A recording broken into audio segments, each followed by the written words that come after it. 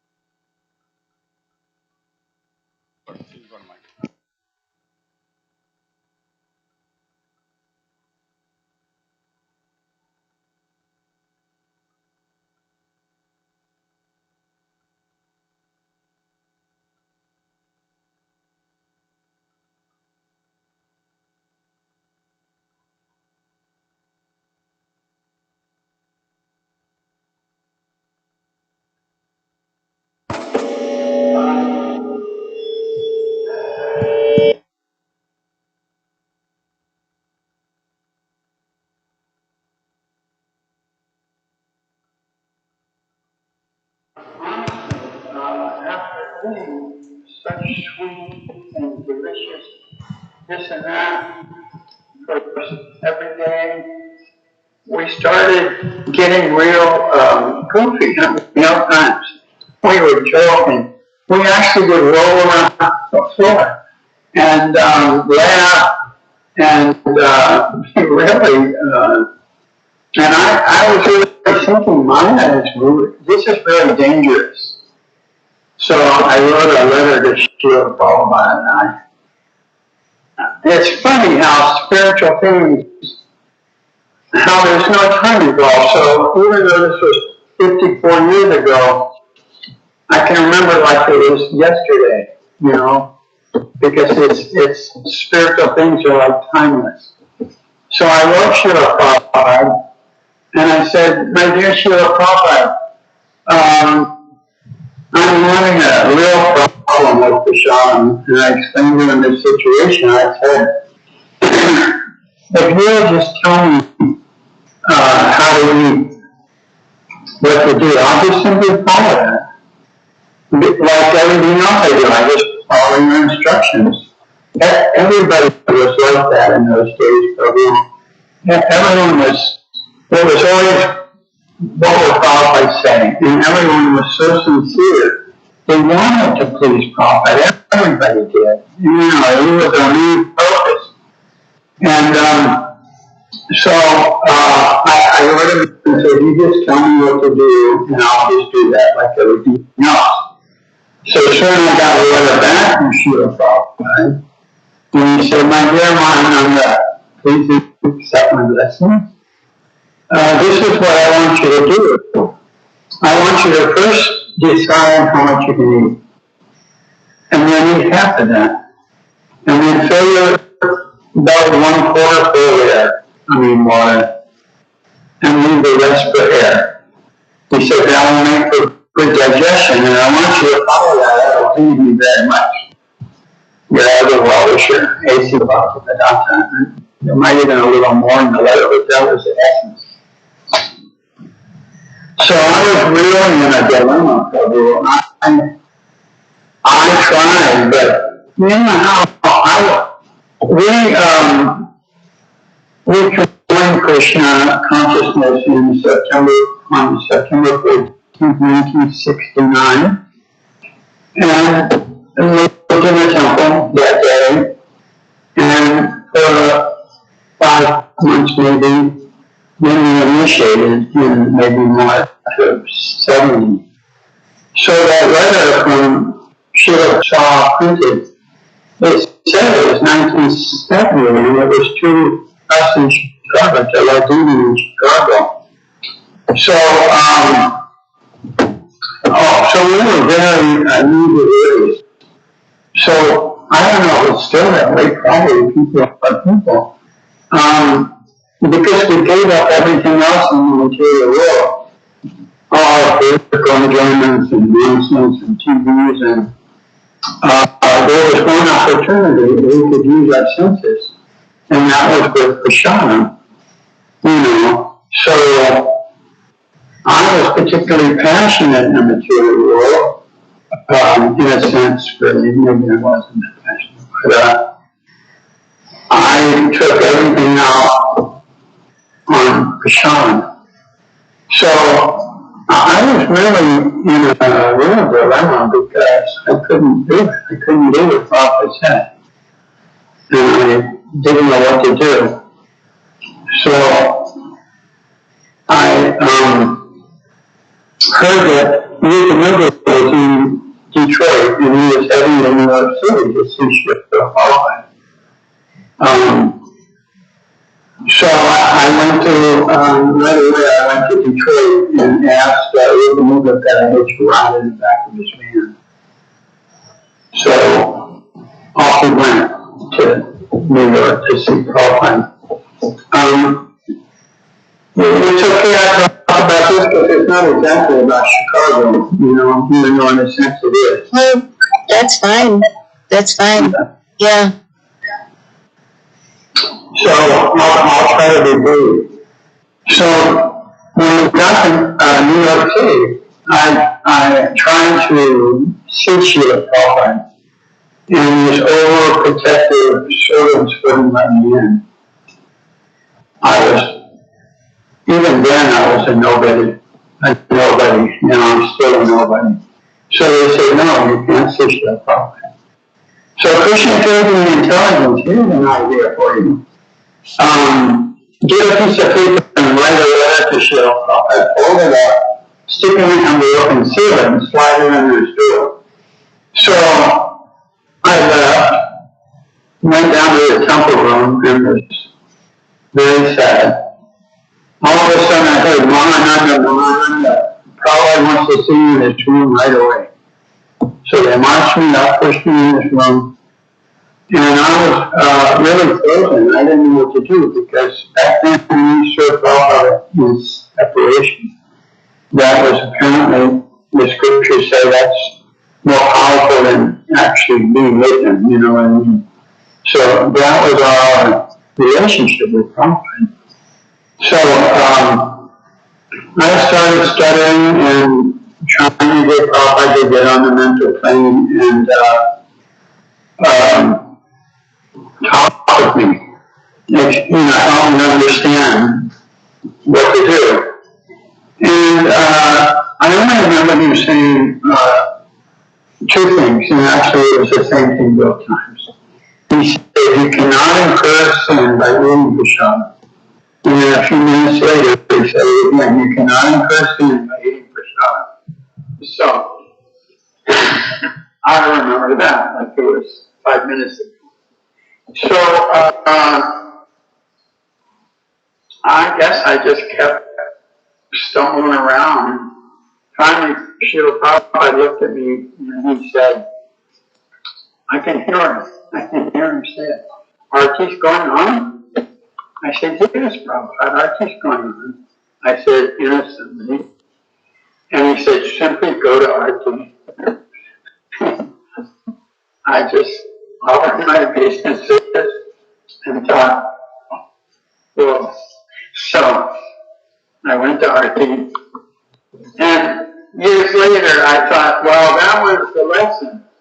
Anytime I get on the mental plane, I just do some simple devotional service. I just go to Arti or something, you know what I mean. So I sort of made that up, but, that's what I got from all that. So there was one other thing that happened that morning. Maybe, should I take a minute and talk about it? Yes. Yes, please. Yes, share more about your interactions with Prabhupada. Okay. Prabhupada did class. And this is so wonderful for you. I mean, I am so fortunate. Prabhupada, after he gave class, he came out into the hallway at Henry Street in New York. And, whatever that section is in New York. And he's walking down the hall, and everybody's flat up against the wall, pressing against the wall, trying to make room for him to walk through. And just as he got close to me, I was thinking, oh my God, this is probably the only opportunity in my life. And I tried to stop myself, but I threw myself on the ground in front of him, and I wrapped my arms completely around his feet and rested my head on his toes. I remember having the thought that they were just going to pick me up and chuck me out the window or something terrible. But I didn't care. I was willing to take the risk. I couldn't stop anyway. I couldn't help myself. So surprisingly, Prabhupada just stood there for the longest time. And nobody said a word. Everybody froze. And, today I consider that the highlight of my life. You know what I mean? That moment. I'm sure that blessed me, maybe all my blessings up in that moment, of being able to actually get the dust of the actual lotus feet of someone so exalted as Śrīla Prabhupada. So then I got back in the van and softly chanted and headed back to Chicago. I guess we stopped in Detroit. I don't know how I got to Chicago, but I went back to Chicago. And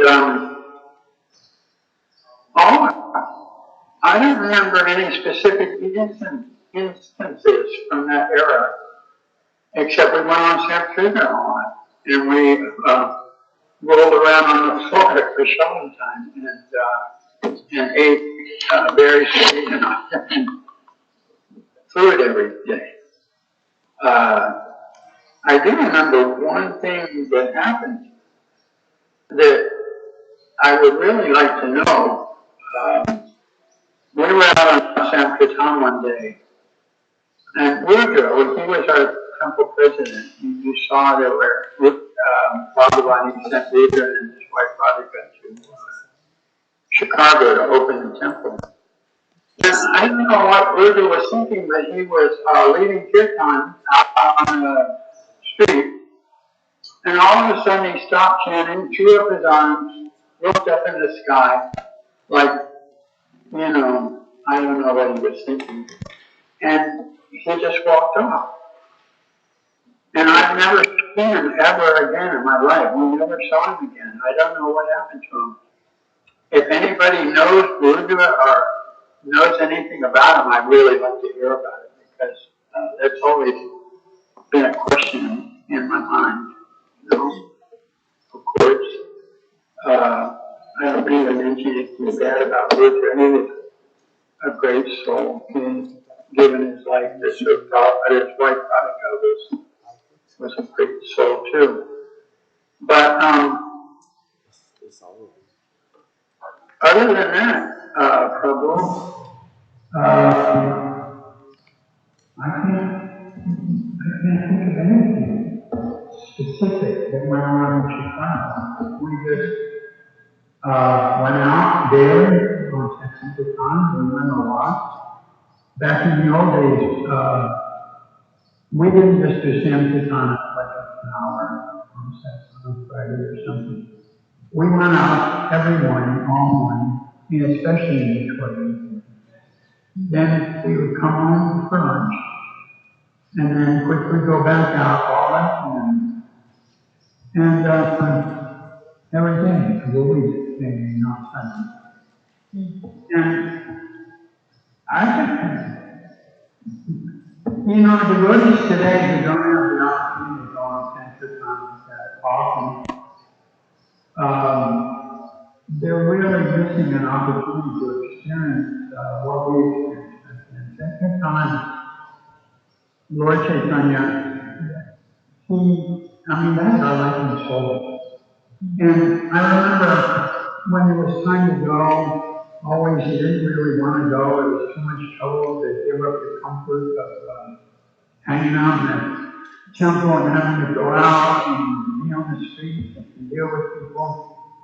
But always after you've been out there for some hours, I always had the feeling that, oh my God, you really felt like it was your life and soul. You no longer wanted to go back to the temple and go back to your material life. Not your temple life as material life, but you had to deal with people, you had to think about things related to your body and stuff like that. But when you were out there, sometimes we have the chance, we have hundreds of students around us, and we'd be preaching to them and repeating what we remember Prabhupada saying. And we would really feel the mood of Sankirtan.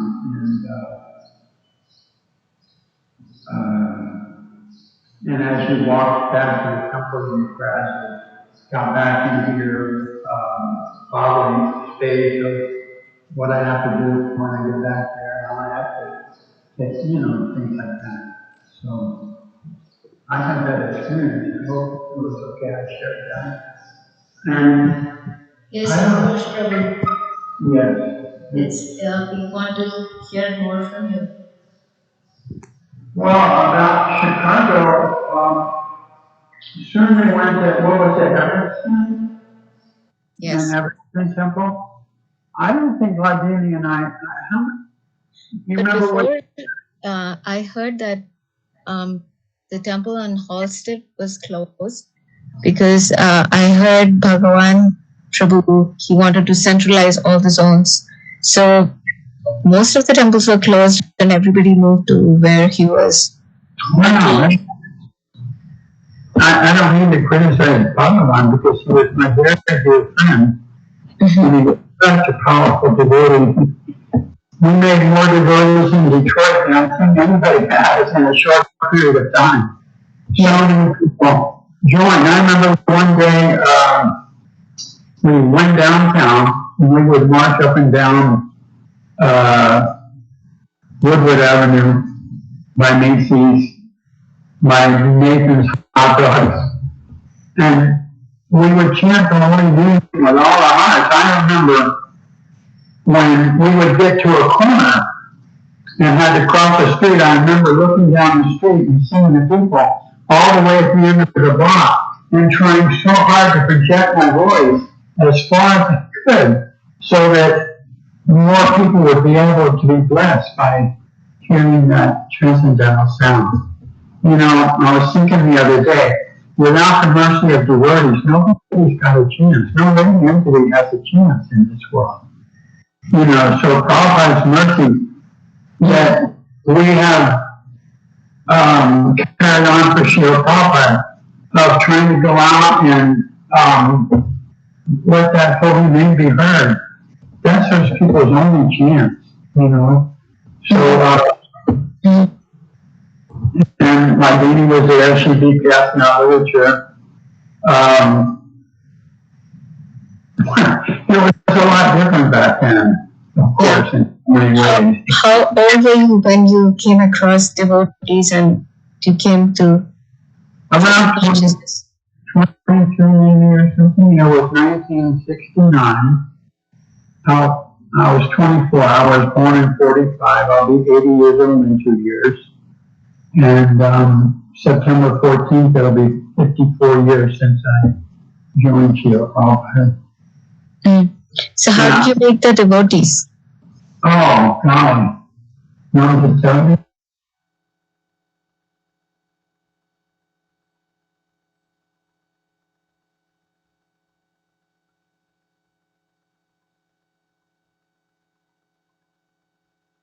So,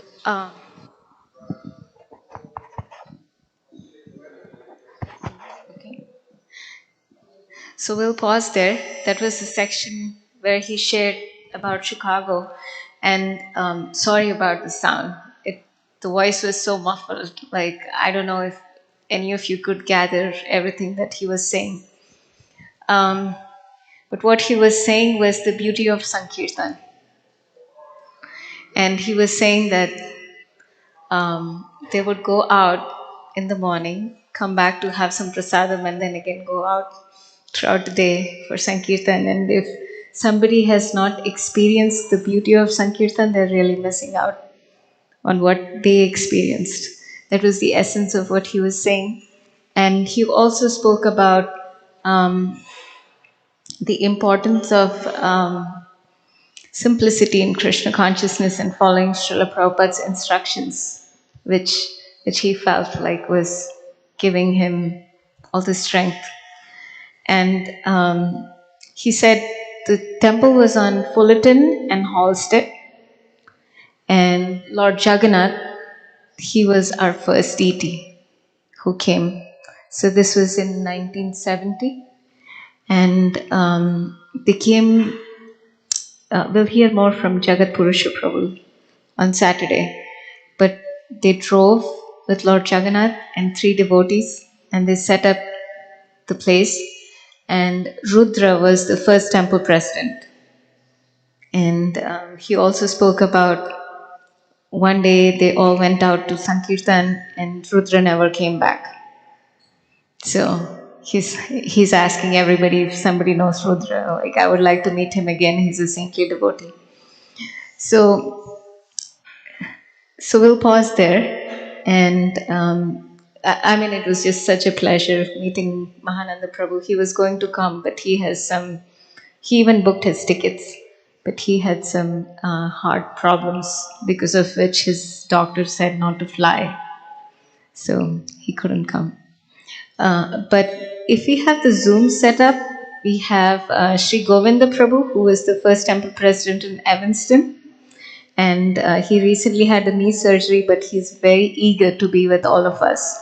So if we have the Zoom set up, like we can go with that. But at this point, I'll give the mic over to Sri Govinda Prabhu to facilitate the discussion. Not Sri Govinda, Govinda Dutta. Sorry, Govinda Dutta Prabhu. Yes. Chicago is blessed with many Govindas. So the program now is facilitating devotees who had experiences of Śrīla Prabhupada here in Chicago.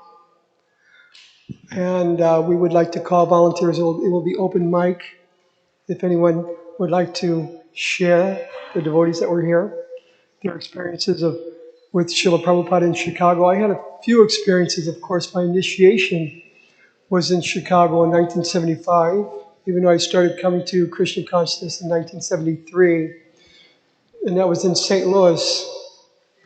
And the devotees there never asked me to join. I didn't know you could join Krishna consciousness. So in 1974, Radha Damodar Traveling Sankirtan Party pulled in and preached to me for 4 hours. That was the mood back then, that you had to just drop whatever you were doing and just join now. Anyway, it was Krishna's mercy. So in 1975, Tamal Krishna Goswami wanted to offer Śrīla Prabhupada at least 108 devotees for initiation with his party, the Radha Damodar Traveling Sankirtan Party. So I had the special mercy of getting initiated. So Śrīla Prabhupada chanted on these beads that I chant on every day. There's a lot of story behind these beads. One of the benedictions I asked Krishna, I said, please, please, please, never let me lose the beads that Śrīla Prabhupada handed me. And I said in return, I promise I will never miss my 16 rounds. And so I kept my promise, and Krishna's kept his reward to me that I still have these beads. I'm happy to bless any devotees that would like to take Śrīla Prabhupada's mercy from these beads. So many histories of me losing these beads, and they ran back to me, practically speaking, by Śrīla Prabhupada's mercy. So Śrīla Prabhupada gave me my name, Govinda Dutta Das. So the Chaitanya Charitamrita had not yet been printed. And I heard Govinda, so I stood and I was letting Śrīla Prabhupada know I didn't understand my name.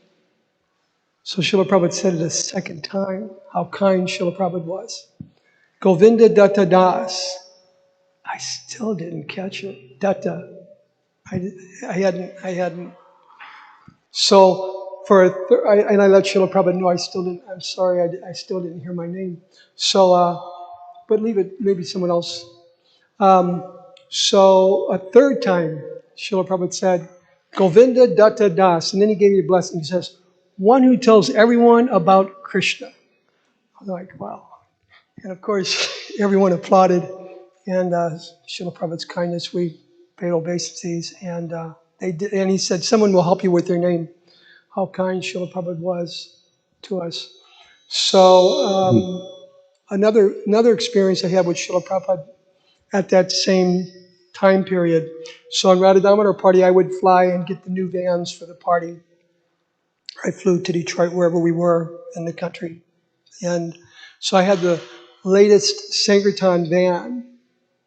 So Śrīla Prabhupada was going for his morning walk, and they were saying, Śrīla Prabhupada, here's our latest Sankirtan van. Now, we had just finished we just finished doing some traveling Sankirtan. So the van, Hare Krishna. Glory to Śrīla Prabhupada. Glory to Śrīla Prabhupada. Is this live? Hey, no problem. Haribol. Yeah, we're delightfully happy to get your association. This is specifically about Śrīla Prabhupada, or you remember I said that thing about how it's held together? But sorry, that's off. But I've got some letters from Prabhupada and stuff like that. That's a poster. I can figure out how to post them. But you want me to talk just what I remember about Śrīla Prabhupada coming? Yes, specifically this is Śrīla Prabhupada's pastimes here in Chicago and your experiences.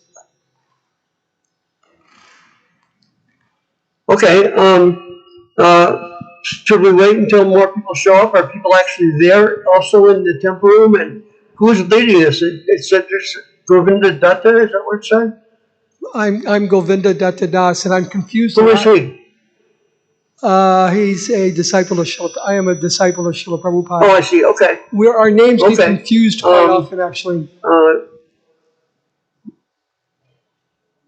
I can stay for a while. In fact, I'd like to hear the discussion. It doesn't seem like it's coming through on the meeting.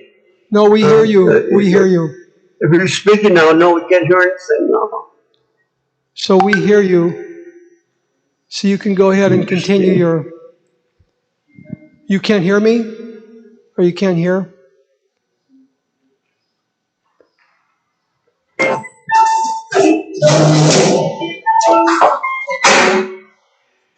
I hear clashing noises.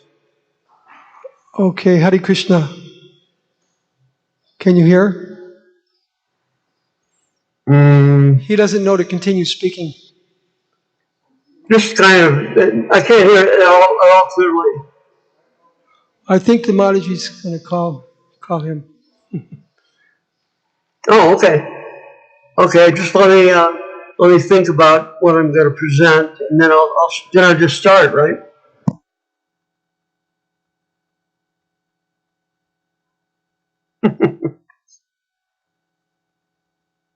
Can you guys see me?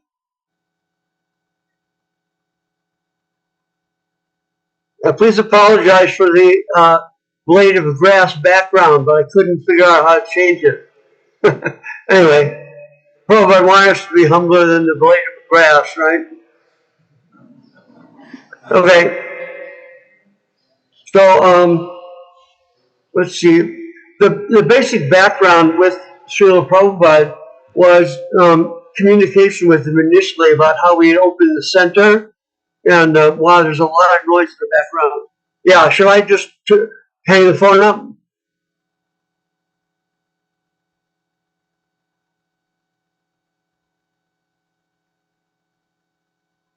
Oh, okay. Okay, so I just let me get into the Zoom thing. Yes, just 1 second. So this is Sri Govinda Prabhu, who was the temple president at Evanston when Sri Kishore Kishori arrived. Please welcome him with a loud Haribol. Haribol, Haribol.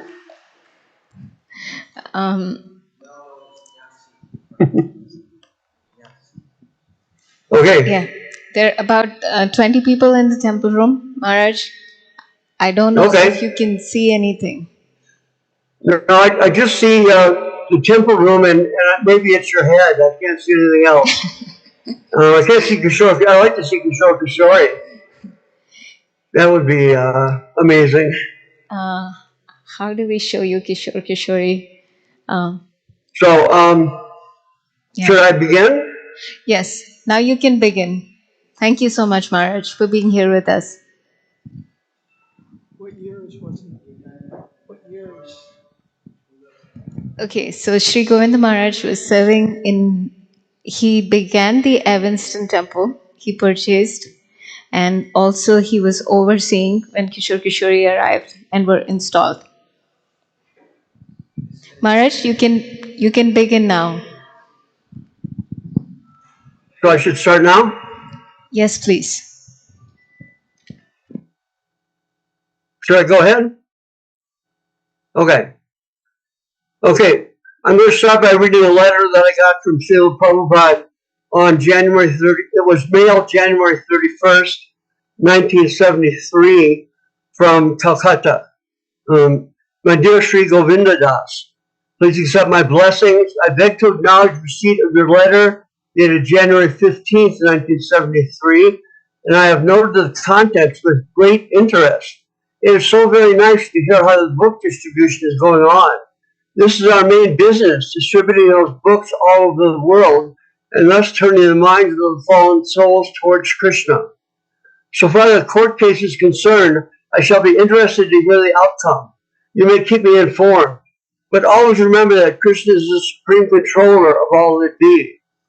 So we had a court case against the city of Chicago based on religious freedom. We did it through the ACLU in Chicago, and we had the parties were sent downtown maybe 8 or 10 times, 6 or 8, 10 people, and we were all arrested and thrown into jail. So Tranakarta Prabhu was thrown in jail, and others, I was thrown in jail, and but after about eight times, we filed a suit against the city of Chicago, and the result of that suit was that we could distribute everywhere in Chicago that was owned by the city of Chicago, and the airport was owned by the city of Chicago, so we got to distribute at the airport. And from there, once that was open, I sent a letter to all the temples and said that now that we have this federal court ruling, we can distribute at airports all over the country. So it happened from that point. Maybe I'll try to find my next letter where I wrote to Prabhupada, but I'll keep reading this. But always remember that Krishna is the supreme controller of all that be. This was Śrīla Prabhupāda. In his presence, it was so amazing that we were able to really remember his presence and remember that things were going on. We were just instruments. Prabhupada was guiding us and directing us. And as instruments, things were happening and we were doing things. But only doing things based on the idea that we have to give our lives to Śrīla Prabhupada. And it was amazing. Prabhupada was so potent. We all were, able to just jump in and begin to do that. So now I'm desiring now to stay 6 months of the year in Los Angeles and 6 months in Mayapur, spending my time solely for the translation of Srimad Bhagavatam and other books so that I may give them to you, my sincere disciples. So it will be better arrangement now if my disciples can take up the management and active preaching. For this purpose, I've created so many sannyasis. So as far as possible, try to arrange preaching programs with them, as I prefer to remain now in the background, translating my books. I'm very glad to hear that you're taking the program of deity worship very seriously. This is required. So everyone should be first class as you have got full facility, just to the standard of Los Angeles. Quite interesting. When Prabhupada first came, walked into the temple, and we had these massive archways, and it was just glorious. And Śrīla Prabhupada looked around, and he looked back at me, and he looked next to the devotee who was next to me, was Jayatirtha, who was the president of Los Angeles. And Prabhupada said, better than Los Angeles. And I kind of laughed, and Jayatirtha kind of like spunked up. So it was really, really fun and really amazing. Anyway, so in Los Angeles, I personally advise them in all the different aspects of deity worship. So you may consult, especially with Shiravati Prabhu, now in Dallas, and do the needful. One thing though, the deity worship must be completely pure in terms of cleanliness and punctuality. Otherwise, there will be some offense. Regarding the Radha Krishna deities for Chicago, I believe that Shamsundara Prabhu is taking care of this matter, so you may consult with him about the shipping date of the deities, etc. So I guess Malati, who was Shamsundara's wife, is going to speak on how the deities were, obtained in India. I think in a town called Makrana, maybe outside Jaipur. I'm not sure, but Makrana is the town where they have so much marble and things like that. So we just had beautiful white marble for Kishore. And anyway, we can talk about that more tomorrow. So you may consult with them about the shipping date of the deities, etc.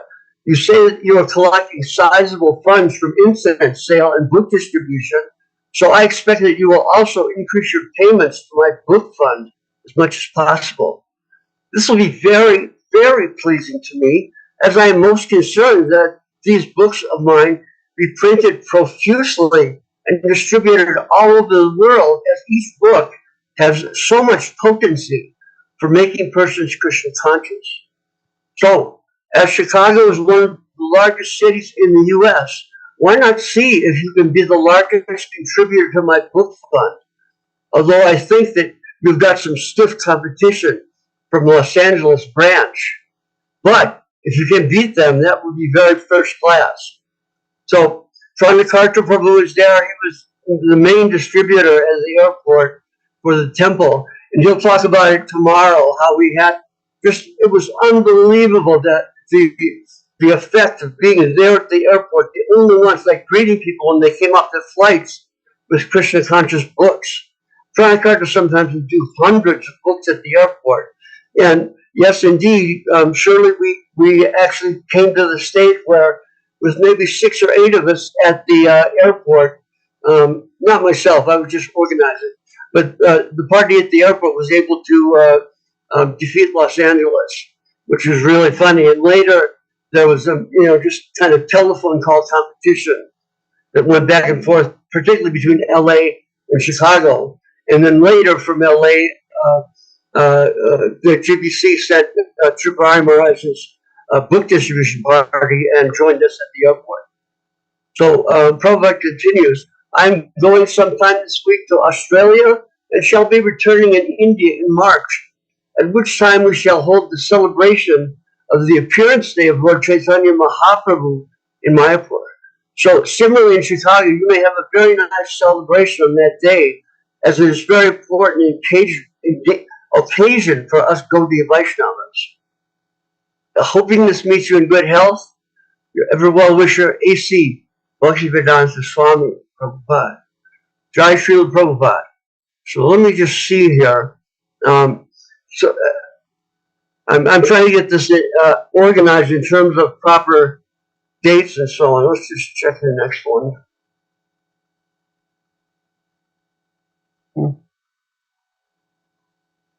Is everybody still there? Is this okay that I just did this by going through letters and talking about it? Yeah, it's okay? Yeah.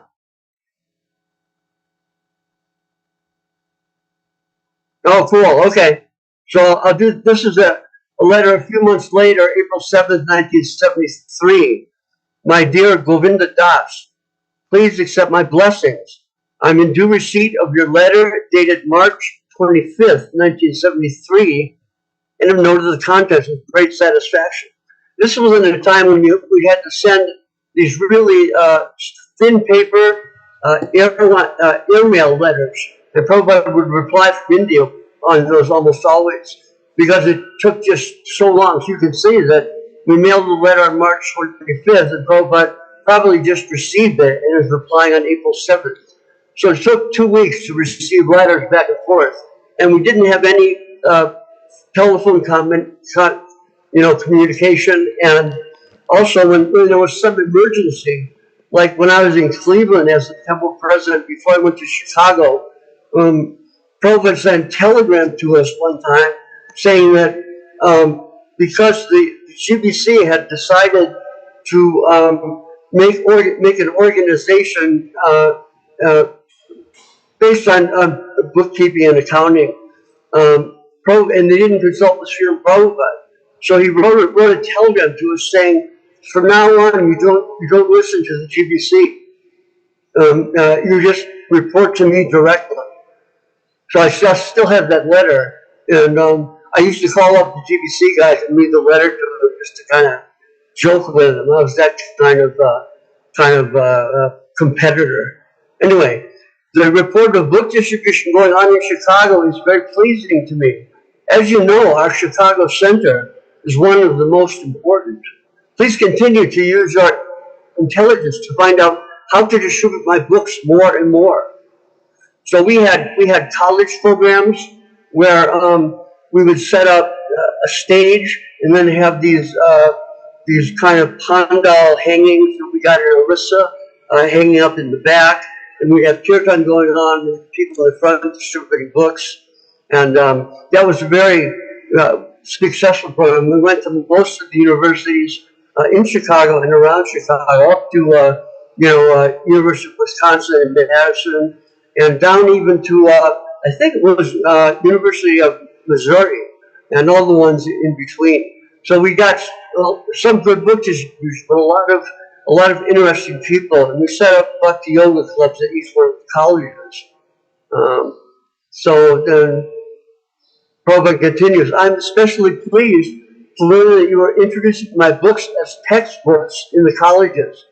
We especially have to try to attract the educated young men and women in your country so that in the future there will be many strong leaders to keep our Krishna consciousness movement strong. So Prabhupada was really like the idea of getting like well-educated people from the universities. And we did get, I think, Sankirtan Das and his wife Ruchi with their son, I can't remember his name. He's the same age as my son Sudarshan. Anyway, they joined, and then there was a couple from University of Illinois. I forget the names. Anyway, they joined, and we had a lot of support. And at these gatherings at the university, we would like pop it down right in the middle of where everybody walked by. So it was just tremendous amounts of book distribution, and you know, we were, at that time nobody knew about us really, and we were so kind of pleasantly bizarre that you know, people would come up to us really interested, and we would be able to have serious talks with them at these different programs. And simultaneous to the airport distribution, we also had a downtown kirtan party, you know, chant Hare Krishna, and but also do book distribution, mostly back to Godhead. And Mahamuni was in charge of that program, as far as I remember. And that also was very successful. So it added to our, you know, the airport production was by far the most. But the other things that we had going on added to it, and you know, enabled us to kind of be on the top of the book distribution competition. It was kind of back and forth also. Sometimes LA, sometimes us. But it was mostly us for the most of 73 into 74. Okay. I am also very pleased to learn you have come out successful in stopping the police from arresting our men and stopping our Sankirtan activities. Your Sankirtan program, the report of Lord Chaitanya Festival, and the very nice newspaper article that you've sent are all indications of your sincerity in trying to put full effort to push on Lord Chaitanya's Sankirtan movement. So I'm not sure this particular festival Prabhupada's talking about, but when we first moved into the new building in Evanston, one of the old beat up former you know, Negro YMCA, so the city of Evanston wanted to get rid of it, just destroy the memory. But we fought them all along when I was there, and they were not successful because, you know, we have very strong you know, religious rights, and the city of Evanston was not able to kick us out. And similarly, the police in Chicago were stopped by this federal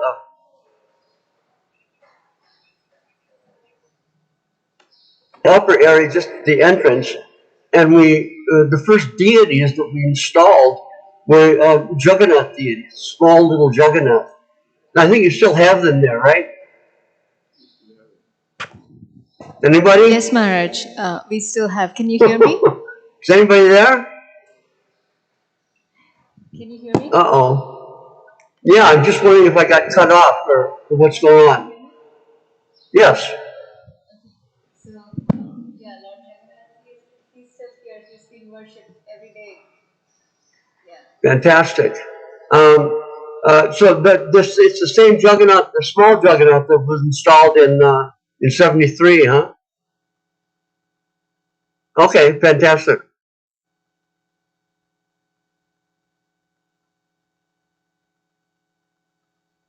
Yeah, I don't remember exactly where we got them from. Maybe we got them from Detroit, because I came from Detroit, and that was the main temple. Anyway, we were installing our Jagannath. It was a festival for installing Jagannath, and it was a particular time, there's in January, there's a holiday, Pushpa something, which we call the Festival of Flowers. And so we did publicity for that at all the different, hippie stores and stuff like that. And also I went through the Chicago phone books and found, every Indian last name I could find, as far as I could remember. We mailed out an invitation to them. So initially, at the first installation of Jagannath, there was probably 20 or 30 hippies and 20 or 30, interested Indian people, who eventually I think became, especially when Kishore came, there was many Indians who would come because we were the only, the only temple, so-called Hindu temple in Chicago at the time. I think so. I think that's how it was. But anyway, yeah, it was very successful. We started immediately to have some support from the Indian community, which is really nice. Okay. Upon your recommendation, I am gladly accepting Peter Laudert as my disciple, and as you have requested, I'm sending him a letter enclosed. Please have Kirtanananda Maharaj chant on the beads for sanctification, and you may hold a fire yajna. Regarding my coming there to install large marble Radha and Krishna, yes, I will be very pleased to come. Hoping this finds you and your wife and son in good health. I can remember when Sudarshan first met Śrīla Prabhupāda. Prabhupada was in LA, and we got to go up to Prabhupada's room, and we came into the room, and immediately Sudarshan ran up to Prabhupada's desk and pointed a picture of Bhakti Vinod and said, "Banod, Banod," and Prabhupada said, "He knows Bhakti Vinod," which is really funny. Anyway, then he started to, mess with things on Prabhupada's desk, and Sri had to pull him out. And at that time, Prabhupada looked at me and said, "You can tell he is very intelligent." And I was like completely bewildered because he was just, messing up Prabhupada's desk and being a complete rascal, screaming when, Sri my wife was my former wife was taking him out. And Prabhupada said, "You can tell he's very intelligent." And I looked bewildered at him, and he said back to me, because he is a big rascal. So that was, and later Prabhupada, in another temple, he rubbed Sudarshan's head and said, he will read all my books, learn Sanskrit, and become Vyan PhD, LLD, which is the law degree. So anyway, Sudarshan basically did do that. He took Sanskrit at university and read all of Prabhupada's books according to Prabhupada's instruction. So we have Prabhupada so close to us and so dear to the whole family that has manifested by the grace of Srila Prabhupada. Now, let's see. Okay, I'm also very pleased to learn that you've come out successful in stopping the police from arresting our men and stopping our Sankirtan activities. Your Sankirtan program, the report of which all I've read this whole report returning your festival, and the very nice newspaper article you've sent are all indications of your sincerity, trying to put full effort to push on Lord Chaitanya's movement. Okay, recommendation. Peter Laudert as my initiated disciple. I believe that was Piyush Kanti, who was also a book distributor and was very knew the martial arts. So he would practice downstairs in martial arts, and I just encourage him because Chicago, so you never know what's going to happen. There might be someone dangerous appears, and we need to have people who are can handle them. So anyway, he practiced every day, Piyush Kanti, and later when Shantapurti Prabhu joined, they would practice together. And I believe they both were able to use their martial arts at the airport, particularly Chanakirtan. You can find the instances in his book on Old Hare Krishna Airport, which is really a far out book. All the different activities that went on there. You know, like a crowd, maybe 3 baggage handlers surrounding Tranakarta, and Tranakarta using his martial arts, just flooring all 3 of them. That was really really an amazing thing. So we developed through Tranakarta, and there was another devotee who was expert in kung fu. His name was anyway. We'll call him. And one time, I went to the airport to take pictures of how the police at the airport were breaking up our seals. So I was taking pictures, and suddenly this person came out of nowhere and slammed the camera down to the floor and broke the camera. But this devotee, this is an M, I think. I can't remember. Anyway, this devotee knew kung fu, and he just completely floored this guy. And the guy was, within seconds, I couldn't even see it. The guy was on the ground, like begging, you know, for him not to hurt him anymore, which was pretty cool. And there was a whole crowd of people who assembled, and you know, could see that the guy attacked us first. So the police came, and the police were going to arrest this devotee who knows kung fu, Mahashraya, that's his name.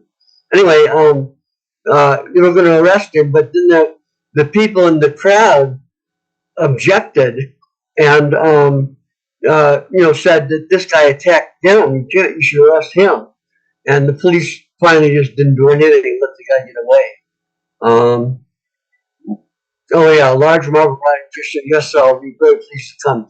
He ultimately was not able to come to install Kishore Kishori, but I think Kirtananda Maharaj came, and maybe Satsarup, I forget. But we had a big, amazing festival in the temple room with a big pandal set up in the middle of the temple room, and then Kishore Kishori on like a small temporary altar under the pandal, and from there, Kirtananda bathed the deities. I think there's a movie of that, isn't there?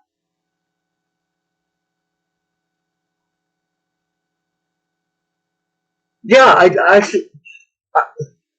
I think I saw a movie where Kishore Kishori is standing there getting bathed. It was a movie or a picture, I forget. We'll have to find that, because that's another thing I do want to bring up about how Prabhupada wanted that the deity not be changed in appearance. The deity should remain always as they arrived, because that's how Krishna, and in this case Kishori, wanted to be. So they should be painted as close as possible to the appearance of that they manifest when they arrive. So I hope we can find those early pictures, and when the necessity for repainting comes, that they can be repainted as close as possible to the you know, the original form in which they manifest. Okay. Okay. Let's see.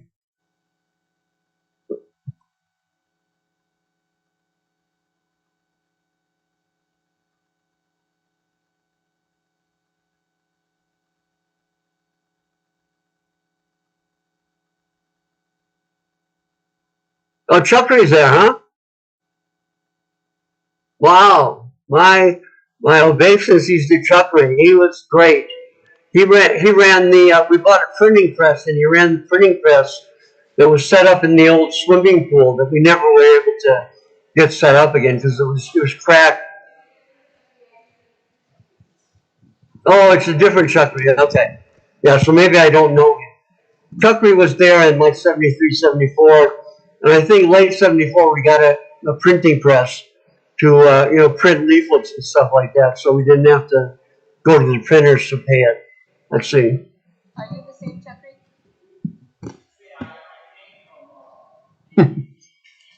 Is that Chakri who ran the printing press? No? Yes? Is it? No, he's saying he came from Detroit, and Okay. Maybe after I left, huh? you want to give the phone to him? I mean the mic.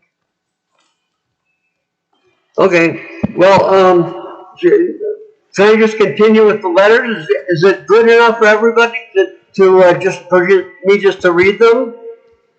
Maharaj, hold on, because Chakri is speaking. Haribo go. Okay. Haribo Prabhu. Yeah, I don't. You probably wouldn't remember. But Didn't hear him. I came in 1973 because I left Detroit and you let me stay. I told you that I was lost and I hitchhiked from Detroit and I went in your office and you told me that I could stay there in Chicago. So that's my story. Can you hear what he said? Could you hear what he said? No, I didn't hear anything, unfortunately. Okay. He said he came to Chicago in 1973 and he came from Detroit. Oh. And you let him stay at the temple. Oh, okay. Well, I must be mixing because I remember Chakri, and I thought he was the guy who ran the printing press. But now that I place his face, it's probably a different person. Begins with a P. I forget. So I mix up Chakri. But Chakri was like such a hard worker. He did so many things to take care of the temple. I really appreciated his dedication. It's just so inspiring to see all these devotees who, in their hearts felt a connection with Prabhupada and felt the obligation that we all have to give our lives to him. And it was so nice. Everybody thinking like that. The place was just, intense and buzzing with desire to help and serve Srila Prabhupada. Sorry, I'm having difficulty with my dentures. Is the speaking too blurred, or can you hear it? Maharaj, your speech is very, very clear to us. Okay, cool. Yeah. Okay. Yeah. So this is April 25th, 1973. My dear Sri Govinda Das Adhikari, please accept my blessings. I beg to acknowledge receipt of your letter dated April 24th with enclosures. So here I wrote him a letter April 24th, and he's in LA responding on April 25th. So big difference from India. Prabhupada was very accessible from LA. There was some necessity for consultation. We could just fly to LA and see him there. Even sometimes there was phone calls. Well, I don't think Prabhupada much liked phone calls. He preferred to get it written in letters. Okay, so with enclosures, your report has given me unbounded pleasure, and I very much appreciate your activities. Your university program has given me much satisfaction, so you try to continue it. Yeah, we sent folders of the university program with, kirtan party on the stage with those arisen like hangings behind it, and the whole thing was very transcendental, and devotee playing the harmonium and drums, and then a crowd of 20 or 30 people in front of it. I can still picture it. It was quite amazing, and Prabhupada liked it very much. So, yes, they must appreciate my Bhagavatams because it is nothing business, but it is a matter of realization. That's such an important point that, through the Bhagavatam, the realization of Srila Prabhupada is transmitted from Prabhupada's heart to our heart. When we read those books, it's not just external printed books, but rather they're a living book that carries the blessings and the potency of Srila Prabhupada that he can install in our hearts, based on our own sincerity, based on desperation, I guess.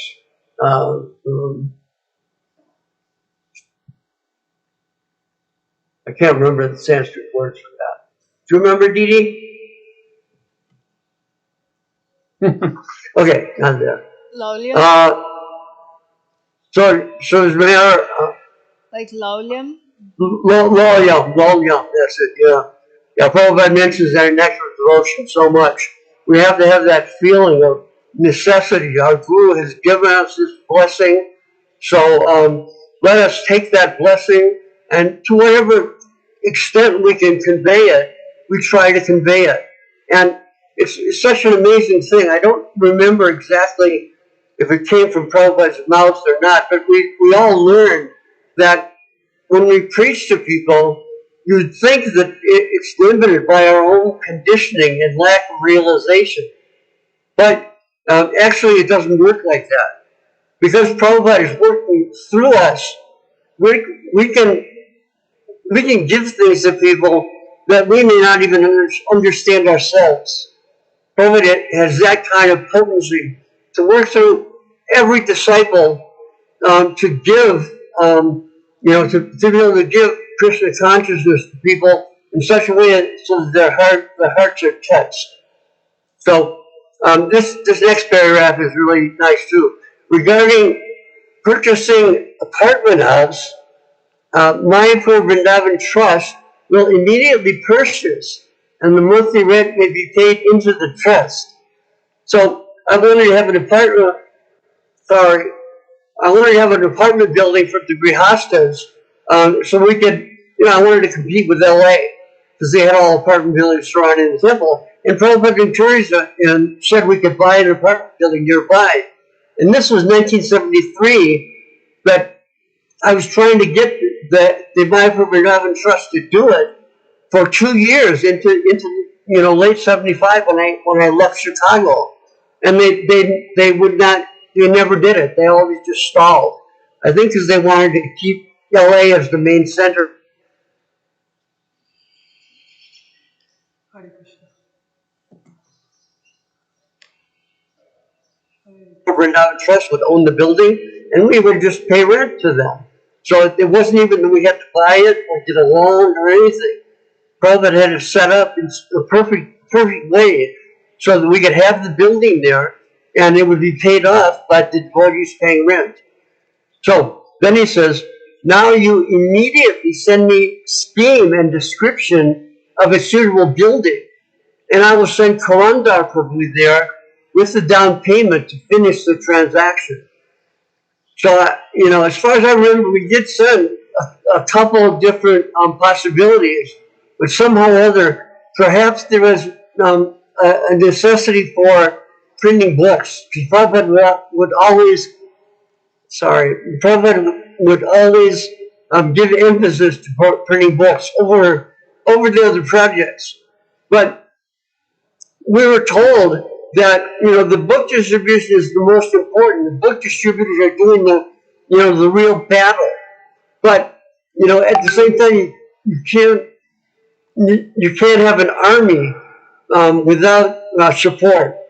So those in the temple, serving the deity, making prasadam, keeping the temple clean, those people holding the place together were essential in the army of book distributors. So we always try to present it like that, even though the book distributors were like worshipped as the people who are actually right there on the front battling. At the same time, the book distributors respected everybody in the temple who had other services. Sometimes it would flare up. The book distributors thought that there should only be book distributors and nobody else. But the idea of that vision of the army kind of won out fully in the end, I guess. Okay. Then Prabhupada says, your paper also I like very much. It is nicely done. So we printed a newspaper that, at that time there were these different hippie newspapers. I think the Oracle in San Francisco, Chicago there was one, New York there was one, It was the Village Voice. So anyway, I decided to print a paper like that would try to compete with the hippie papers. But Prabhupada said, but as we have the Back to Godhead paper, if men can be used elsewhere in pushing on this movement, there's no harm. I want that all you boys use your American intelligence cooperatively in spreading the Sankirtan movement. You are doing solid work in Chicago area, and I thank you very much for assisting me in this way. I am pleased to accept 2 boys, Standipani Muni, Chris, and Madhavendra Puri Das, Michael, as my initiated disciples. You can send their beads with a copy of this letter to Satsarup Das Goswami for being chanted upon. And then Prabhupada wrote in his own handwriting at the bottom of the letter, you have talent to write. Please go on writing articles for Back to Godhead. I was able to do one more article, but somehow or other I forgot about this instruction, and maybe I'll carry it on from this point. We'll see. Then Prabhupada concludes by saying, I look forward to hearing from you at your earliest regarding the apartment house. I hope this meets you in good health. Your ever well wisher, A.C. Bhaktivedanta Swami. So that was, what was it? Late April, I think, 73. Let's see. Yeah, late April 73. Yes. So, Raj, there are yes. so many devotees in the room. Like, can they ask questions about? Of course, yeah. Anytime. Kishore Kishori, and also. Yeah, anytime. So, one of the devotees they're asking like how many devotees were living in the temple at that time in Evanston. Okay. Well, when we initially got the building in Evanston, there's 4 of us that were sent from Detroit by Bhagavan, and around that time also there was it was called the First Transcendental Rock Exposition, which is a bunch of rock and rollers who were playing rock and roll music with Krishna consciousness at the center and traveling around with festivals and stuff like that. And eventually Prabhupada said that he didn't like it and that they should be split up and sent to different temples. And they all kind of got their choice, and about, I guess, 6 of them chose Chicago. So just before we got that big building, there was an additional 6 from the First Transcendental Rock Exposition. These were people who were good musicians that play harmonium really nicely and stuff like that. So it was a positive thing. We had a good Sankirtan party. It was able to go out every day. And anyway, we found the temple and opened it up. We had to spend maybe 2 months cleaning the whole place because it was a mess. And luckily, the owner of the building was really liked us and gave us 3 months free rent just to clean up the building. And I don't know, before I told that story, when we wanted to rent the building, so we went to the city and discovered who was the owner. And it turned out the owner also owned the Evanston Hotel, which is a big high-class hotel right next to Northwestern University. And anyway, so we got an appointment with him, and myself and I don't know who else it was. Maybe it was Sundarupa. I'm not sure. I can't remember. But anyway, we came in to see Mr. Zweifel, and he was sitting at a desk, and we walked in and said, hello, we want to talk to you about the former YMCA. And he looked right at us and he said, I like you boys. I'm a maverick too. So then he told us that the city of Evanston gave him so much trouble, and he would like us to take that building just so the city of Evanston would be disturbed that these weirdos are taking over this YMCA, which we want to get rid of because it was a Negro YMCA.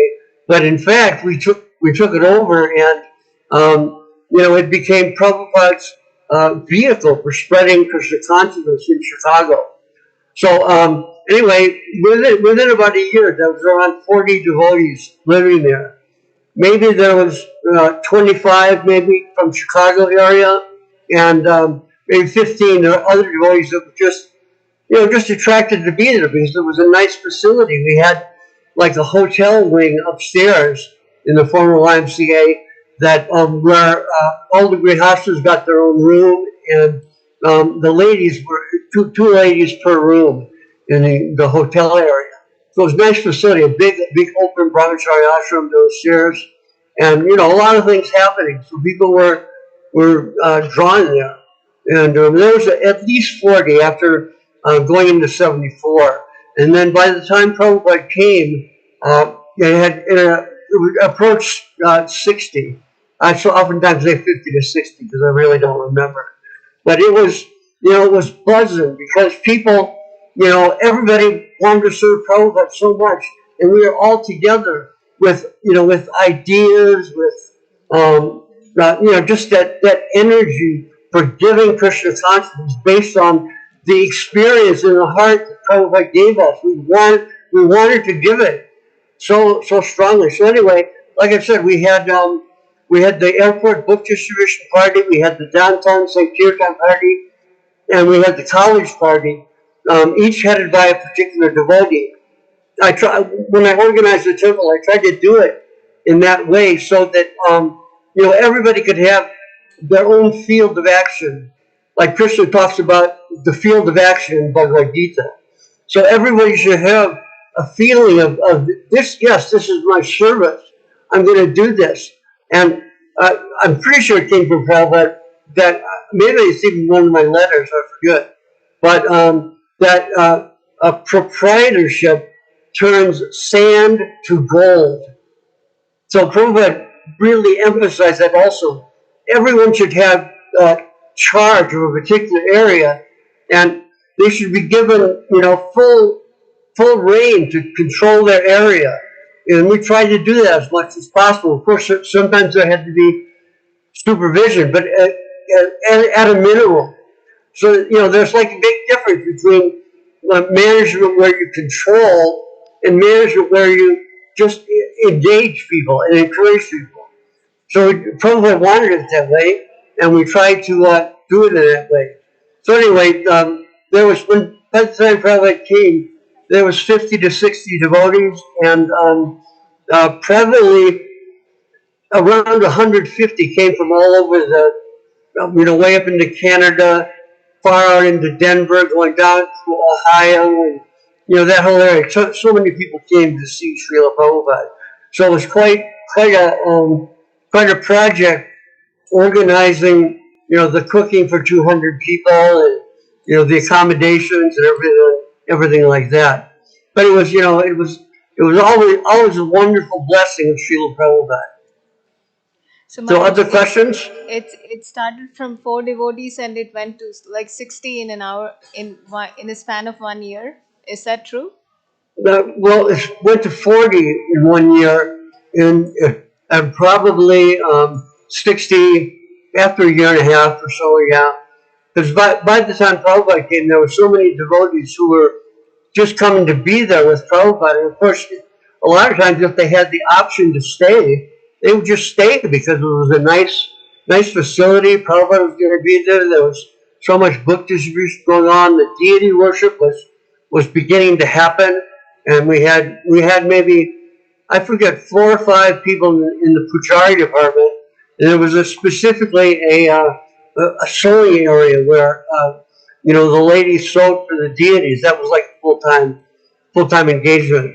And as you guys know, once Kishore was installed, it was required, we needed 3 pujaris to do the offering.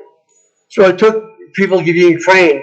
I remember Patit Chandra was in charge of the deity worship, and Ramai became his assistant, and eventually, I think, became the head pujari. And Ramai was a really good friend. I really loved Ramai. He came with 2 of his friends. They just showed up one day and said, "Okay, we're here. We're going to join."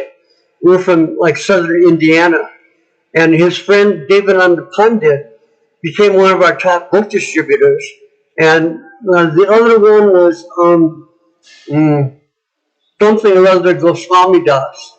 I forget. Anyway, he was really sincere also. Just it was so amazing to see these like really sincere, glowing people who just, all of a sudden they just show up as a result of reading Prabhupada's books. And they're carrying hope in their heart that this is going to be a place where I can find shelter. Bhaktivinoda talks Sharan Agati. Everybody must find that shelter. Go to that place of shelter, and that was there in the form of the temple that Srila Prabhupada gave to us. Yeah, very nice. So, any other question? Very nice. It's just so nice to hear about the mood of the devotees at that time and the mercy of Srila Prabhupada. Maharaj, please tell us a little bit more about the installation day. Like, how did you obtain the deities from the airport? Who went to the airport to get Kishore Kishori? And how was it organized? And who cooked? I can talk about it generally. I mean, my memory is kind of fading, unfortunately. I've never had a very good direct memory. Short-term memory is good. Long-term memory is not so good. But, I can tell what I remember. Because Prabhupada, said, we'll send you Radha and Krishna, and that's up to Shamsundar and Malati, who I think were in Makrana, which is the kind of the marble hub of India, just outside of, maybe 20 miles from Jaipur or something. Anyway, we heard of the deities there they told us, I think Malati sent a letter, I don't know what's happened to it, but saying how amazingly beautiful the deities were. Like, there's no deities like this anywhere. And they were like twins with the deities in London. I guess Radha, London, Ishwara. And if you look at them, you can see carefully the resemblance that's there. Anyway, we got word from, I forget if it was Shamsundar or Malati, but we got word that they were being shipped, of course, shipped by air. So it was expensive to pay for, but luckily the book distribution was going on, and also there was 2 or 3 devotees who had the charge of running the spiritual sky incense business, which was very successful, because there were so many at that time. There were so many hippie stores, and they wanted incense, and our incense was like the best, with a beautiful picture of Krishna on it, and so we were able to make some good funds for that, and as a result of that, and also our book distribution, we had enough money to fly Kishore Kishori to Chicago. And as far as I remember, we didn't have the name of the deity until after the installation. I'm not 100% sure of that, but I think that's the case. I can dig up that letter. So anyway, the installation was set up for a weekend day. I think maybe on a Sunday feast, and we had this. I don't know if you've seen pictures of the temple, but that it was a gymnasium previously, so really super high ceilings and walkways on the sides. And Prabhupada's Vyasa-san sat on a marble platform, and we had like a canopy over it, like a king's throne or something. So it was just amazingly glorious. And then we had that pandal set up, and Kishore Kishore were placed on the platform for bathing by Kirtananda Maharaj. And I think also we promoted and publicized it extensively. So when the installation actually happened, the whole gymnasium was just packed. And there was, a lot of hippies and a lot of Indians also, which is very unusual because at that time, mostly nobody preached to Indians. Nobody went out and talked to Indians. There was no life membership program at that time. So anyway, it was good that we had people like that, responsible people in the community who could support us in our battles with the city of Evanston and the city of Chicago. Anyway, so yeah, they were placed under the pandal, and Kirtananda Maharaj did the Abhishek, the bathing ceremony, and then the deity, the two deities were lifted onto the altar, and the altar was we got this green marble from a marble place north of Chicago, close to the Wisconsin border. Anyway, we looked at all kinds of marble there, and instead of white or more common marble, we decided to get something that was different. So I got this really nice green marble. I think you still have it, do you? No, Anybody? no. No, You still have green marble? no, yeah, No? no. We have No? Yes? like Yes? carved. I can't hear it. Is it the Yeah. green marble or no? No, we don't have the green marble like since. Oh, shoot. Okay. Yeah. Anyway, yeah, so we had the green marble platforms done, and eventually we also built canopies to go over the deity. And yeah, they were installed at first. Maybe you've seen pictures, but their marble is they have painted dress on, both beautifully painted dress. And then we had the clothing that was made by the devotees there was put onto the deity. And I forget who the first pujaris were. I don't think Petit Chandra was there yet, nor was Ramai. I can't really clearly remember. I'm pretty sure it was all ladies, but I don't remember that clearly. And there was a we had a big amazing festival, and you could see Kishore were like, really there.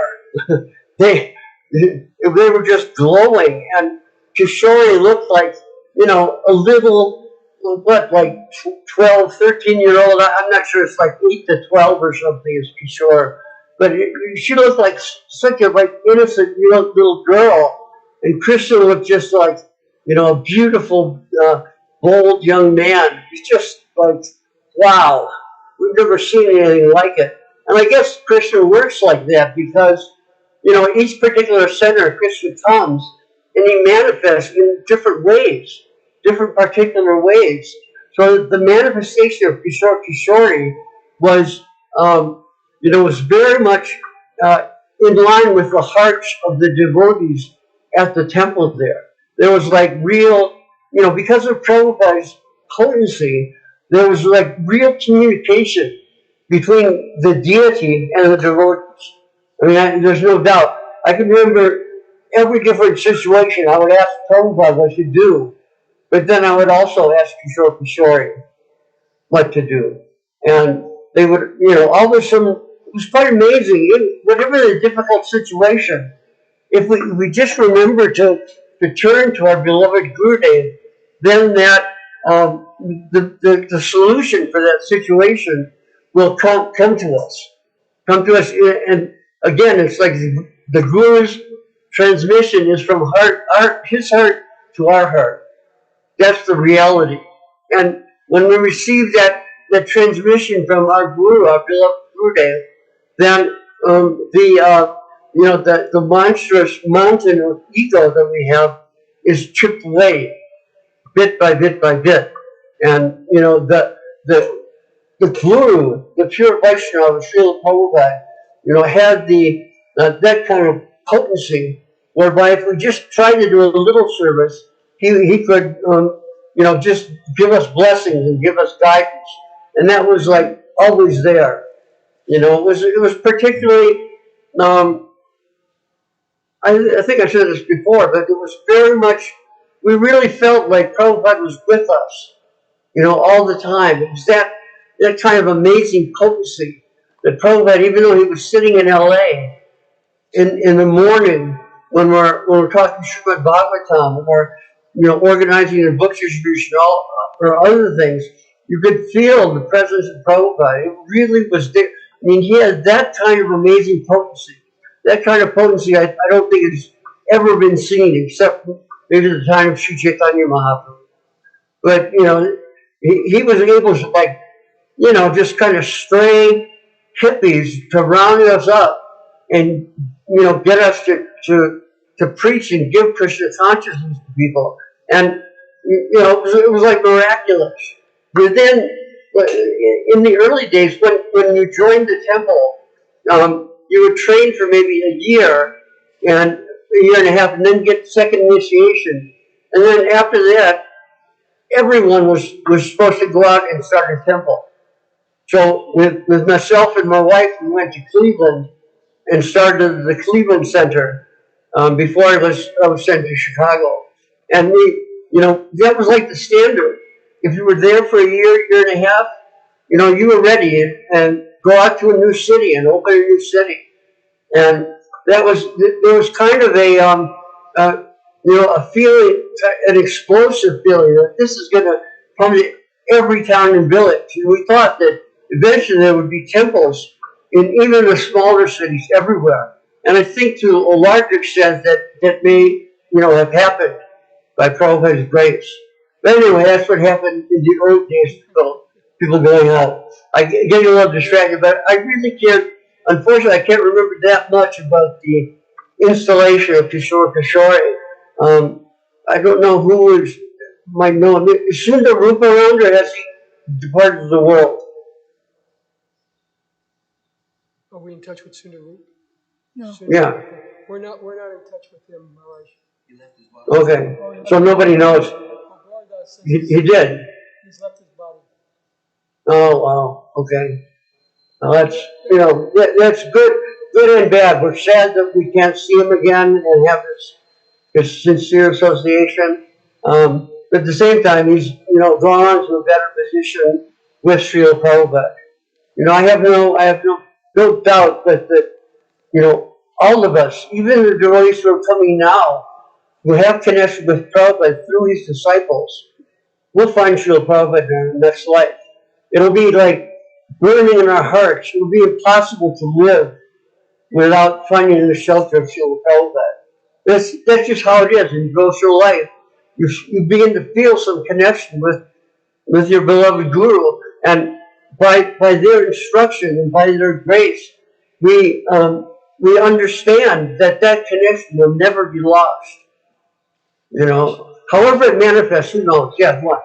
So, could you explain how the deities were named? You know how normally we call the deities Radha? Whoops.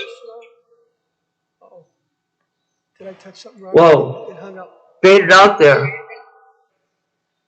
Can you read that? I think he's calling me.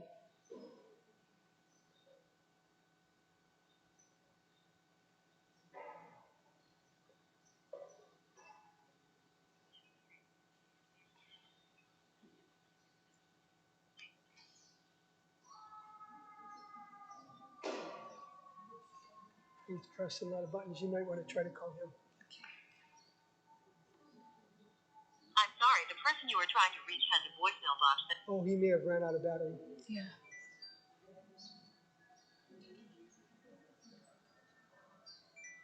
Okay, he's calling.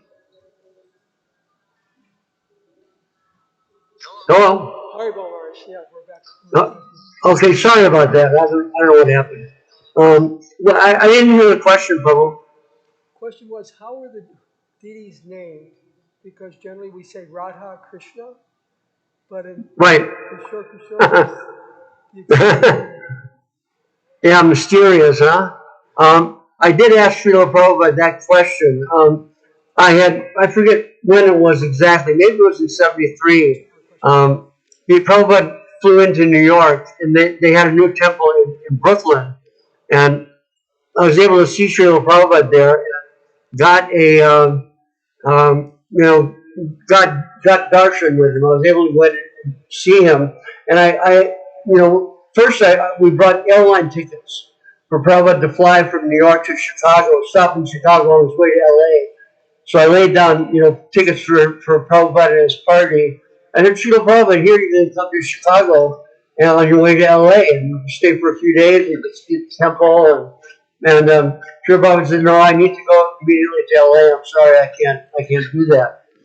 So, that was sad. But at that time, when you had airline tickets, you could always get a refund. So we knew that it was like that. Even though we maybe spent a couple $1,000s on the tickets, we did get a refund. Let's see. What was the question again? Sorry, Boo. His question was like, how come it's not Radha Krishna? It's like, oh, right. Okay. Yeah. You all have seen the lecture where the letter where Prabhupada named the deity.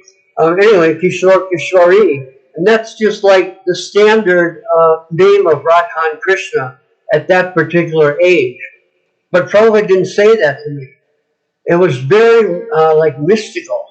I asked him, well, Srila Prabhupada, why is it that Kishori is at the end of the combination instead of at the beginning like Radha Krishna?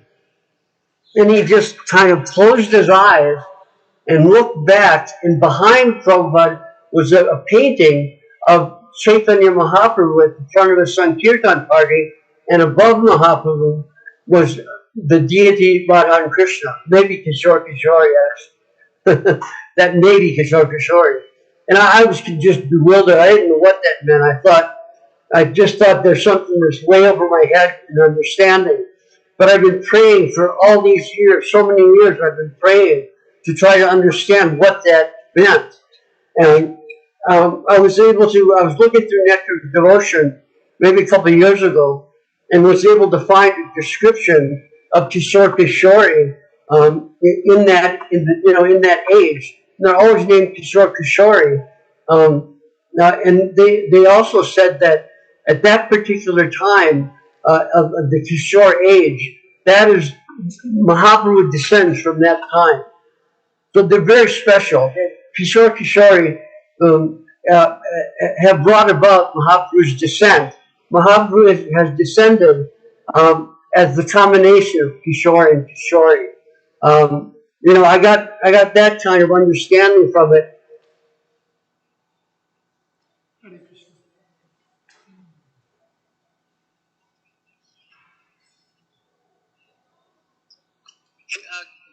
Kishori's position is at that particular time is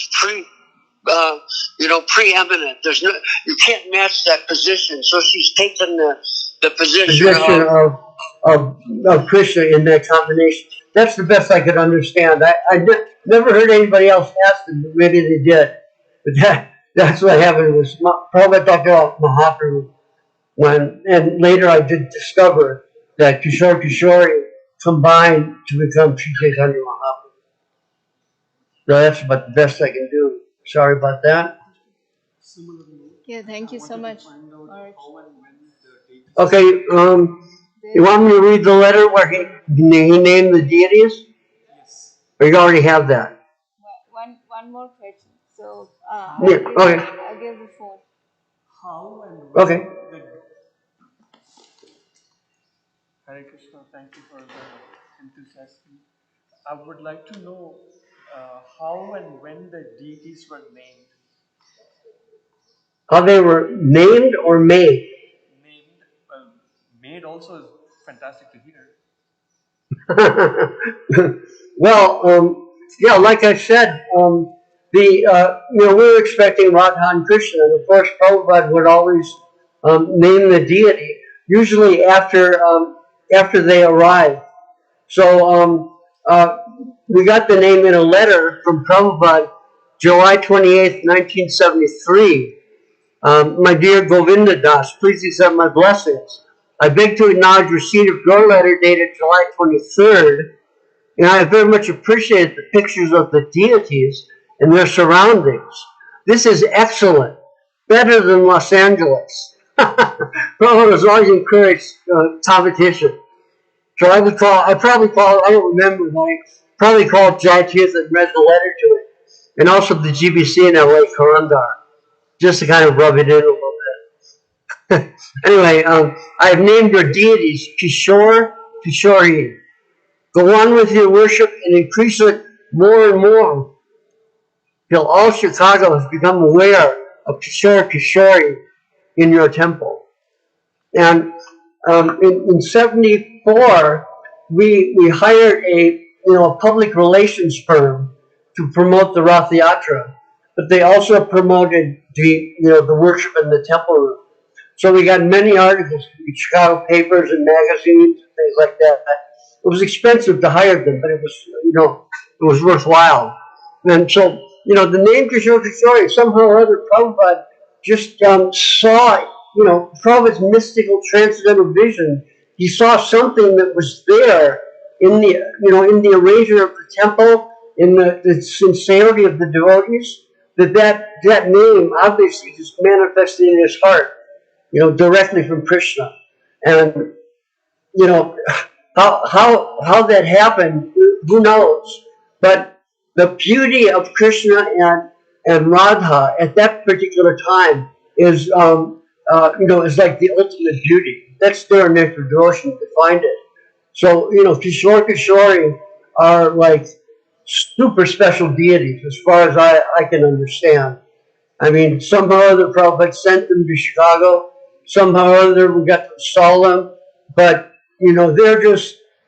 they're special. And if we continue worshiping them and, representing them in our Sankirtan mission, then more and more Kishore Kishori will manifest to us and give us instructions what to do to serve. That's one translation. I was told it came from Prabhupada. When we chant the Hare Krishna mantra, what should we think? And we were told, please engage me in your service. Please engage me in your service.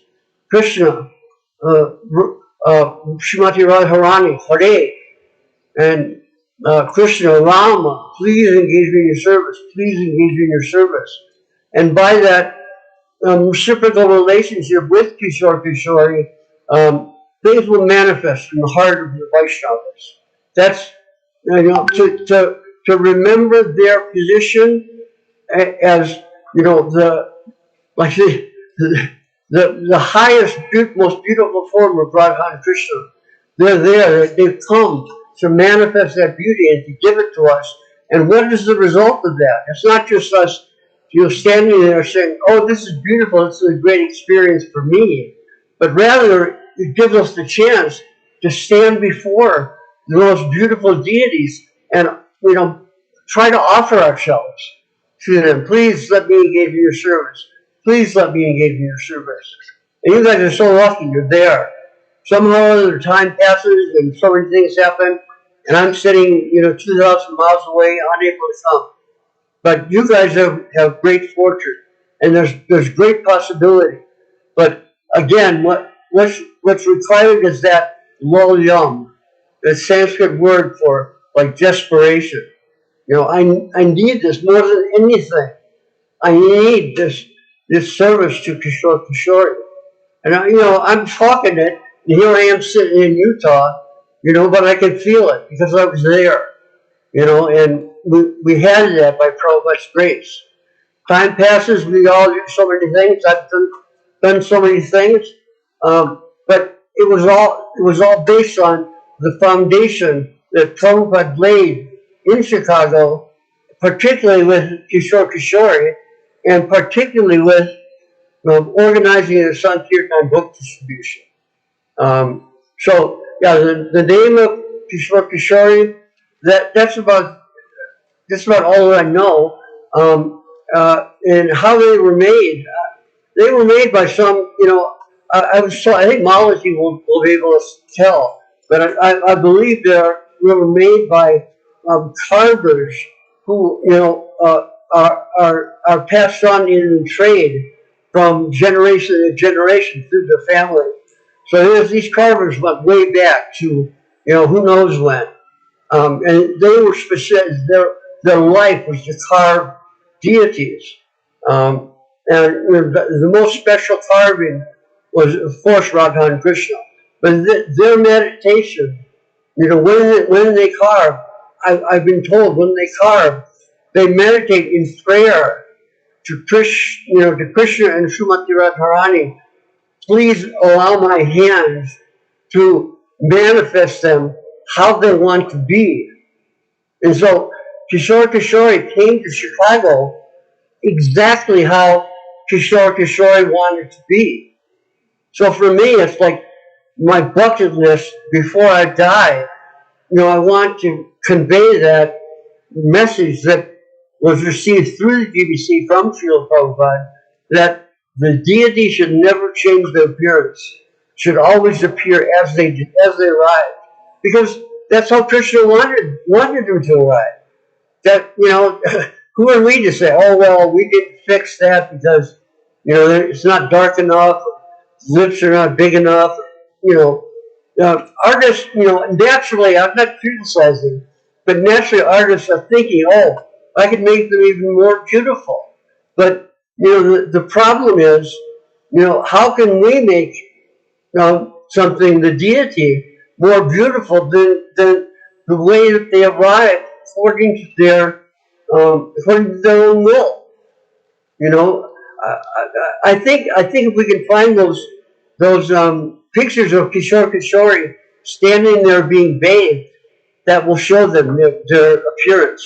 I mean, I have this black and white picture of Kishore that I worship every day, and it's from the very beginning. And I'll tell you, Kishore looks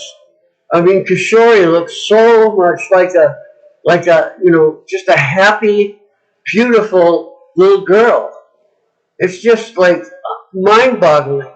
And, of course, the deity will manifest to everyone in different ways, according to everyone's different heart, which is so cool about Krishna consciousness. That depending on your heart, things will manifest for you to help you in your devotional life. If we just remember to pray, that's the hardest thing. Remember to turn to Kishore, to turn to Śrīla Prabhupāda, and ask what to do. And, sometimes we may not get response, but sometimes we will. And that kind of feeling, that kind of sense, will give us the direction to go in our lives so that we can more and more remain at Śrīla Prabhupāda's lotus feet. So, I don't know, that wasn't much of an answer about Kishore, but it's the best I can do. Maharaj, that was very beautiful. That was very beautiful. Thank you so much for sharing that. Yeah, the appearance of the deities, and also like sharing about the reciprocation that the deities can offer us if we sincerely want to serve them. So, Right. so Yeah, it's all because love means reciprocation. If you love someone very much, that love is going to come back to you. We have that experience even in the material world. The potency of love, that is the most powerful thing that drives the material world, that comes from Srimati Radharani. That comes from Kishore.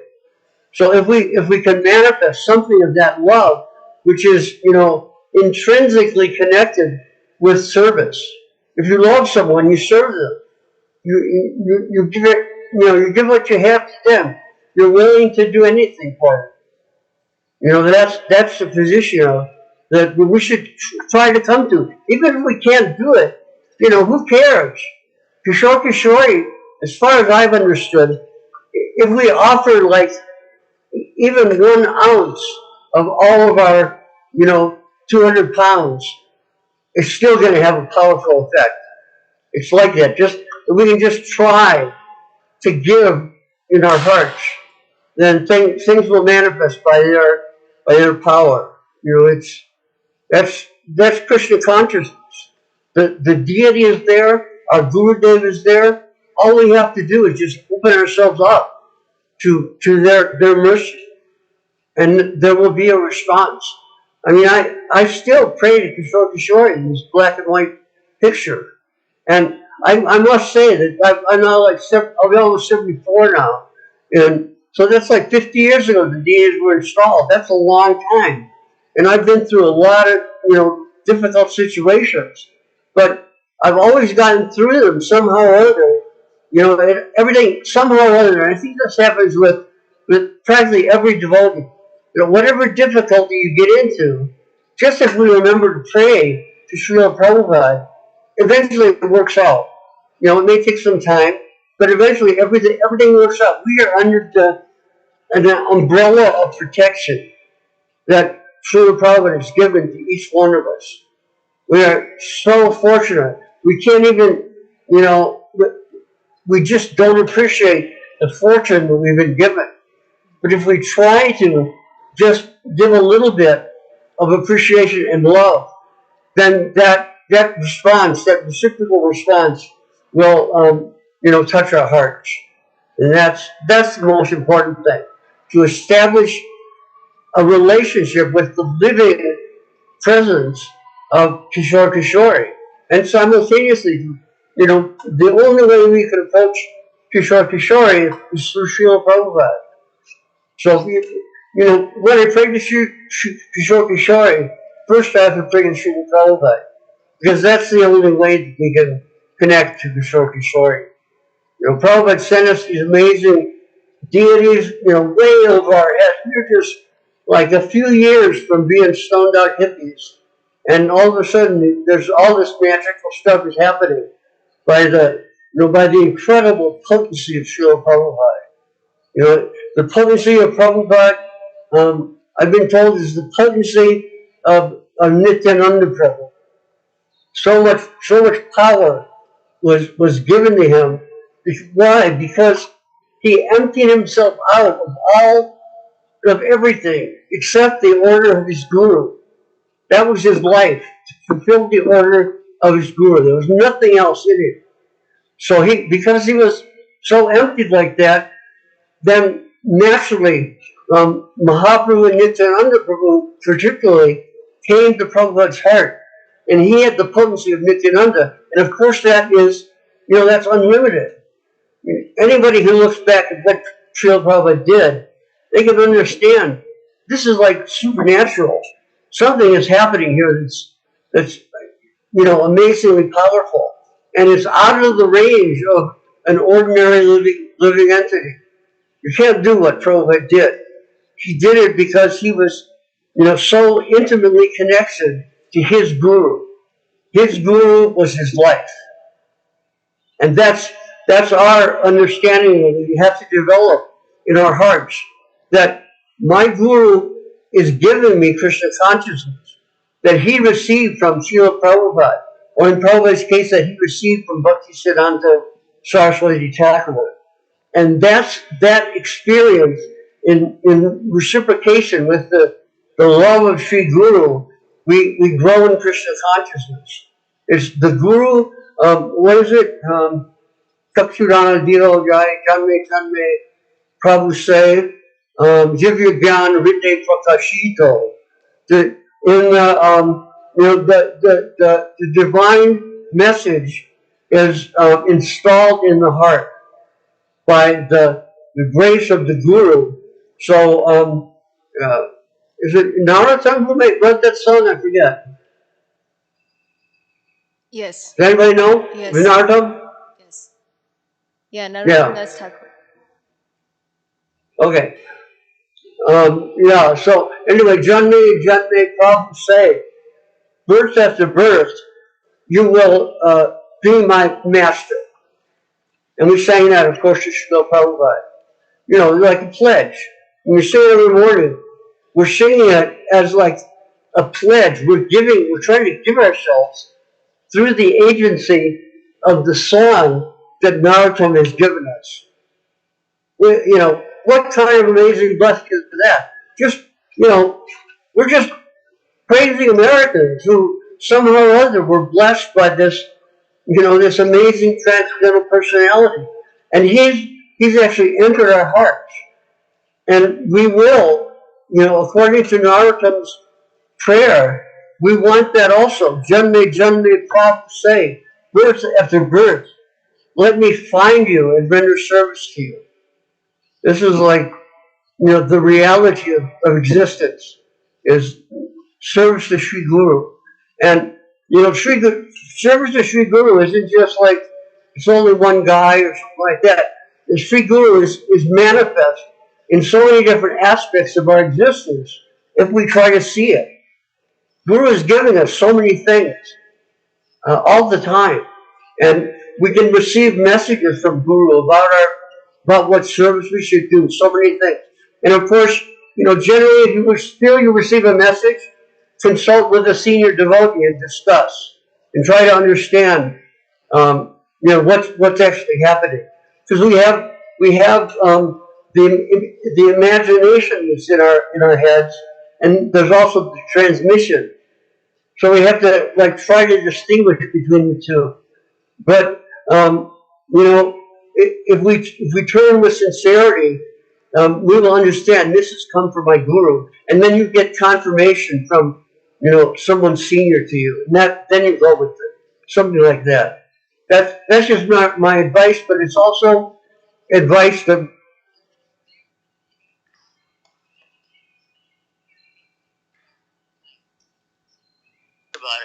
But it's like that. The necessity of Sri Guru and the position of Sri Guru in Krishna consciousness is like supreme. Yeah. Great. Is that okay? Any other questions? Very, very, very nice, Maharaj. Maharaj, anybody has any more? Maharaj, I think we'll pause here. Okay. Yeah. And then, we'll hear from Sri Govinda Prabhu. Sorry, Govinda Dutta Prabhu. We have lots of Kishore. Well, have sent us. Can you set it up so I can hear it or not? Yes. Yes. This will be broadcasted on Zoom, so you'll still be able to see what's going on. Okay. Okay. Yeah. I wonder. I just want to ask you, Didi, a question. When I last saw a listing of the GBC, I saw a very familiar name there, and I'm wondering if one of the GBC came from Chicago. I don't remember his name. I'll try to look up and find it. But have you heard of anything about that? About whom? About this particular devotee, who I believe was from Chicago, who's now on the GBC. He went through that training or something that GBC has to do. Anyway, I'll try to find the name. Okay. Okay. Govinda Dutta Prabhu. Finally, Right. He'll take over now. Okay. I want to hear, definitely. Yeah. So I think Govinda Dutta Prabhu served as the temple president from. He will tell us the exact years when he served as the temple president. I think he was serving in Chicago for about 7 years. Wow. Lucky him, man. Service, but not as the temple president, but service. Yeah. I wish I was there for 7 years. I wish I was there for 20 years or 50 years. Yes. But Krishna had other plans, what to do. It was not when Śrīla Prabhupāda was here. Is that okay? Yes. Oh, okay. So will I hear it through the phone or will I hear it through Zoom? Let's see, Maharaj. Hare Krishna. Can you hear, Maharaj? No, I don't think he can hear through the microphone. Adios. What about the other microphone? I don't know, Maharaj.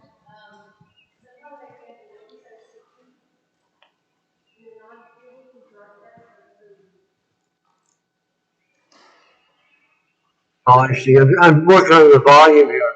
I've got the volume all the way up. Can you hear through this microphone, Maharaj? No, he doesn't. He doesn't hear through this microphone either. Okay. Big background. I'm going to use here. Yeah, I think you'll have to use both, one for the devotees. Yes, we'll do both. Okay. Yeah, I was blessed with service in the Chicago Yatra for approximately 6 or 7 years. And yeah, Krishna's mercy, with Tripurari Swami. Tripurari Swami and, and Kalki Prabhu. Kalki was the temple president for many of those years. I was the temple president when Kalki Prabhu resigned. And, yeah, so maybe 2 more years, but that was in the 80s. Were you with Tripurari's party? I was with Tripurari Swami for a number of years. Okay, so I know you, I just don't remember you. my foggy brain. Yeah, we probably didn't cross, definitely didn't cross path that often. Were you in the Evanston Temple? I was initiated in the Evanston Temple, and Okay. I was there with the Radha Damodar Traveling Sankirtan Party for, I guess we spent at least a couple of weeks there.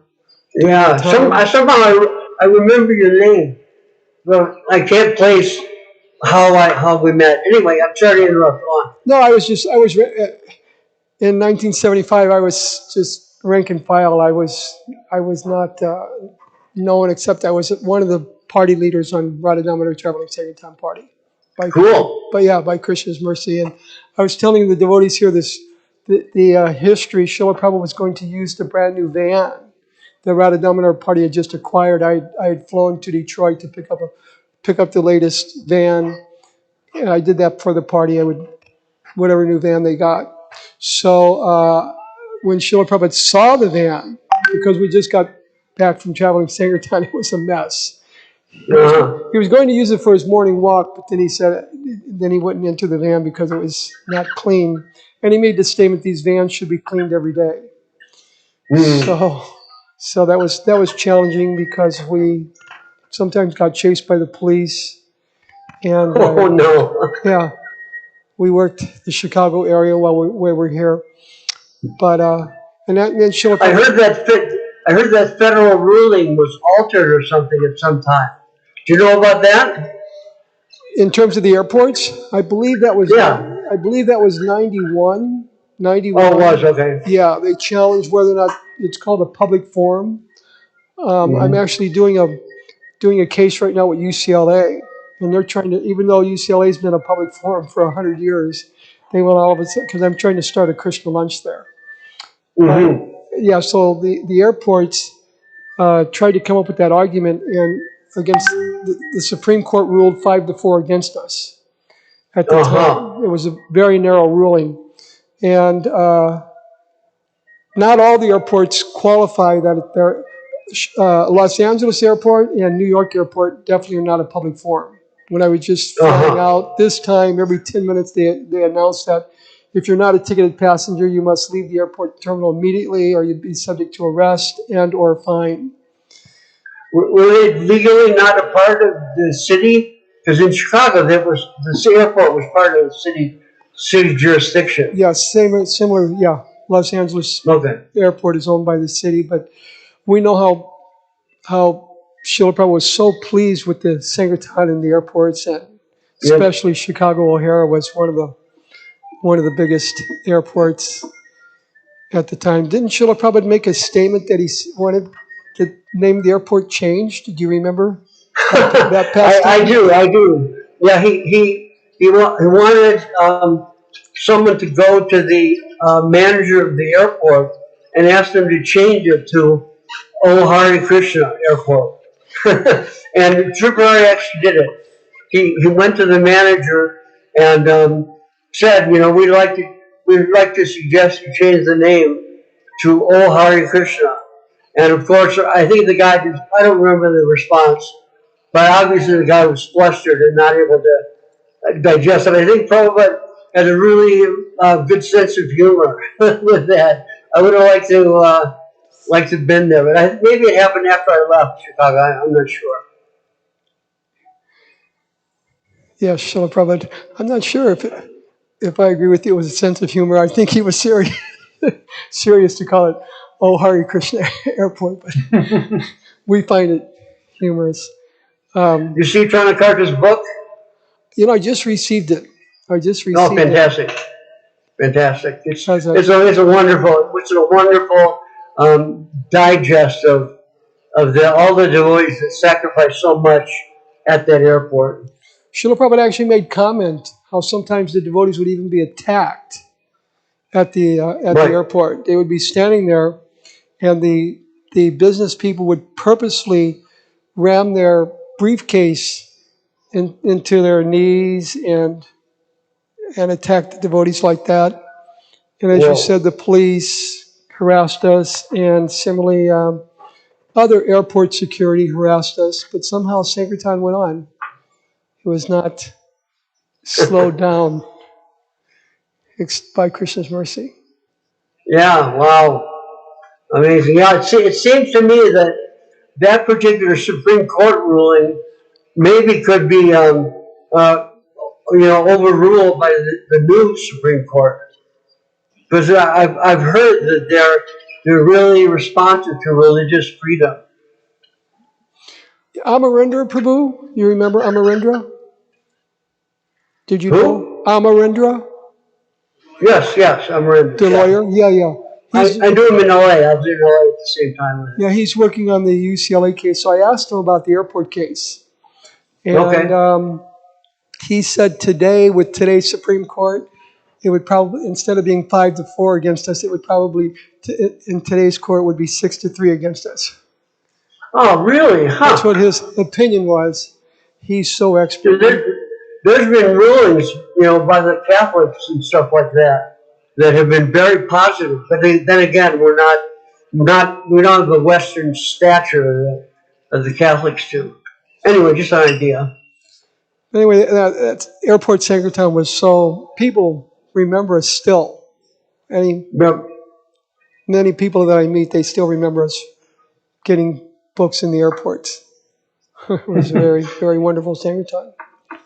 I remember we had one or two devotees whose job all day was just to go around to the trash cans and retrieve the books that were thrown out by people. Another pastime. We recycled the books, yeah. Do you know that Śrīla Prabhupada was approached with that?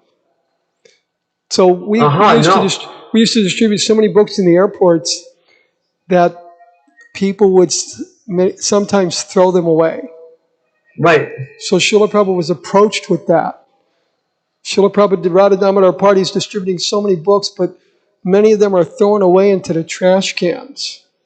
So Śrīla Prabhupada thought for a moment. He said, what can we do? In Kali Yuga, they throw their babies in trash cans. That was Śrīla Prabhupada's reply. Not that maybe they should be a little more, not that the Sankirtan devotees should be a little more careful, not that the Sankirtan devotees are doing anything wrong, but Śrīla Prabhupada blamed it on the non-devotees that even though they were getting the highest treasure, the highest gift, they didn't know the value of their just the context of Prabhupada's statement is really heavy. It clearly indicates his feelings about the importance of the books. They're up there with living, breathing, child that may be exterminated. It's, the books are on that level of care and concern. Just amazing, huh? Very amazing.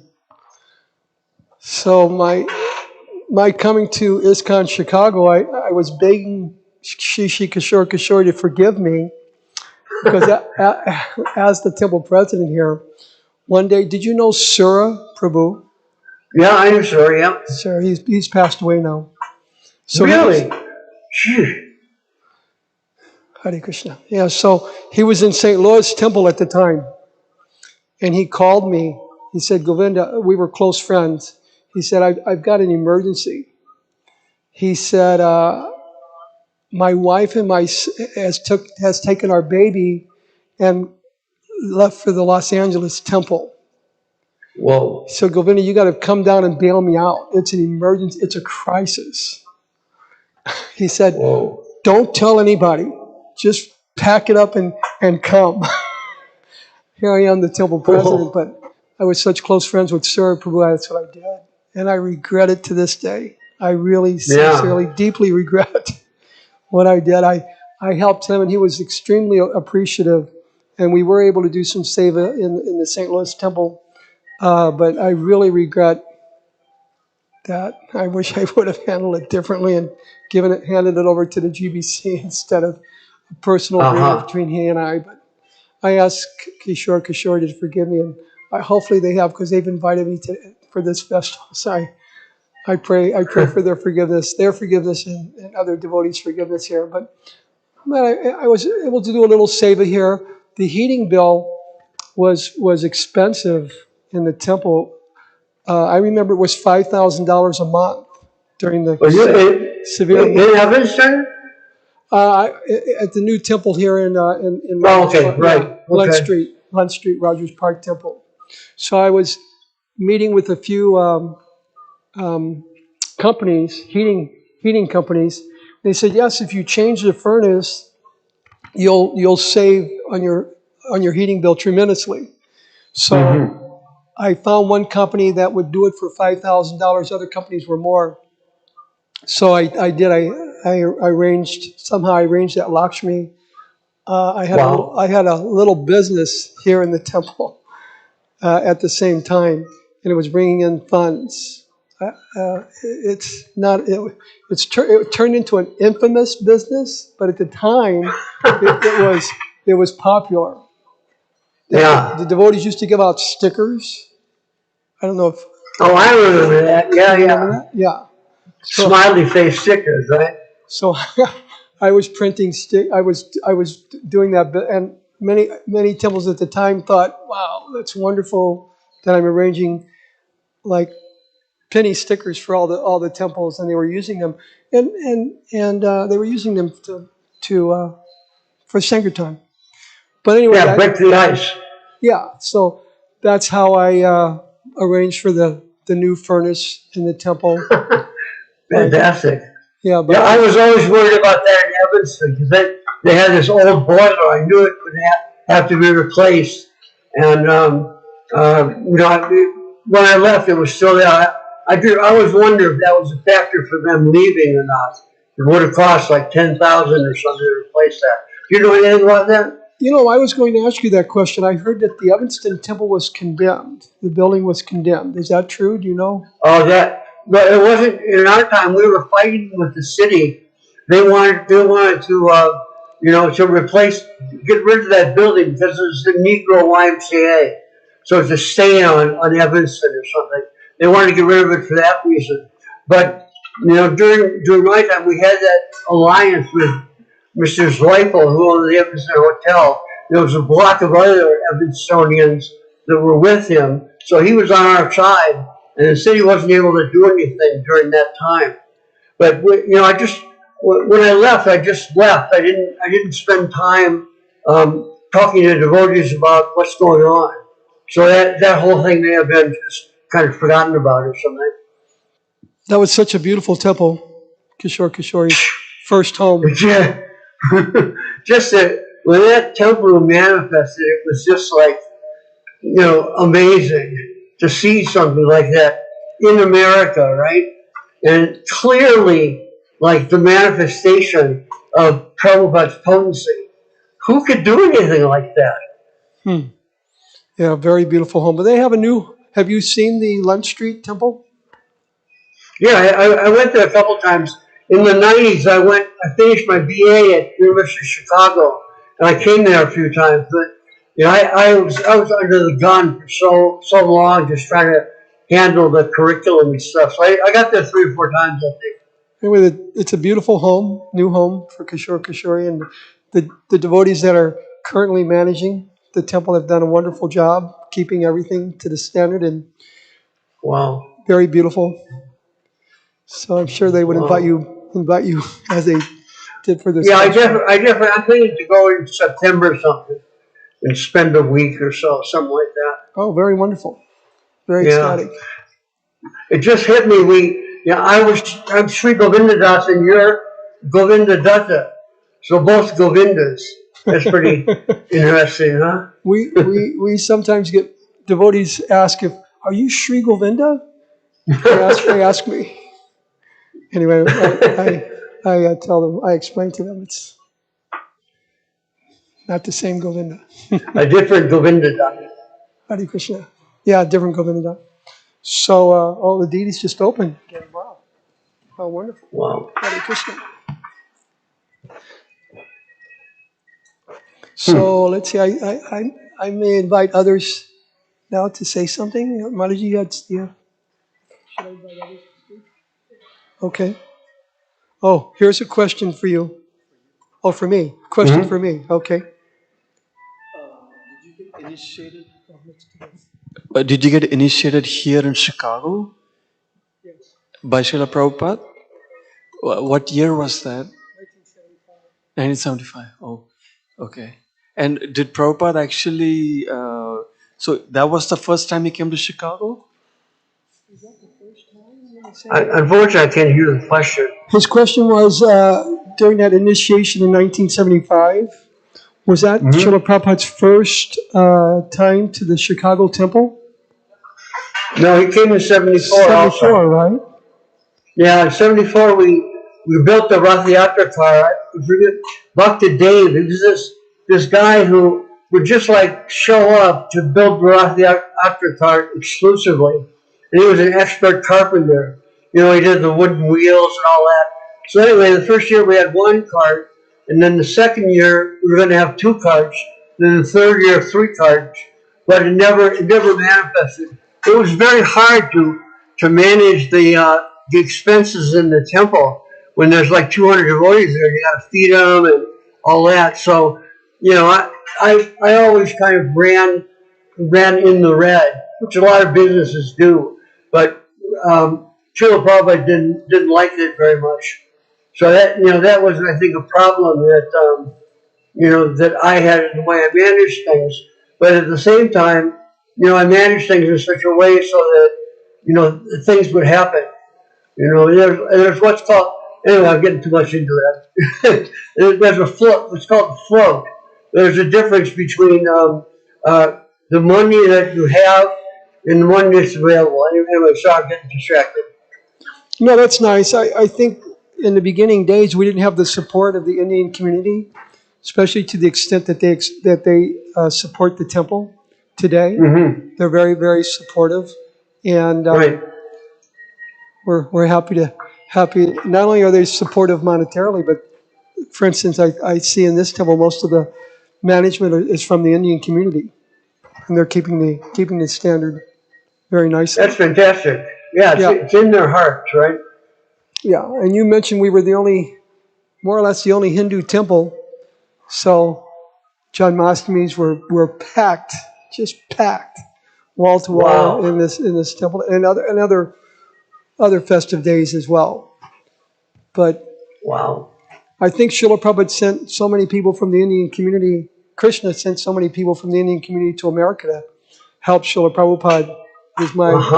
Is my honest opinion now.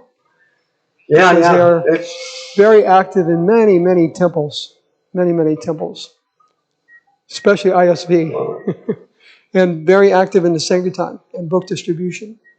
Wow, amazing! That's really so positive. It's like I've seen that just talking with, you know, Basu Ghosh, who's in Baroda, I guess. He came from Chicago, so we're old friends. Right. And he's telling me about, you know, Brahmachari ashram for like, I don't know, 100 brahmacharis or something. Amazing, just amazing what's happening in India. And I'm sure it's overflowing to the Indians here. There's a spiritual revival that Prabhupada set in motion.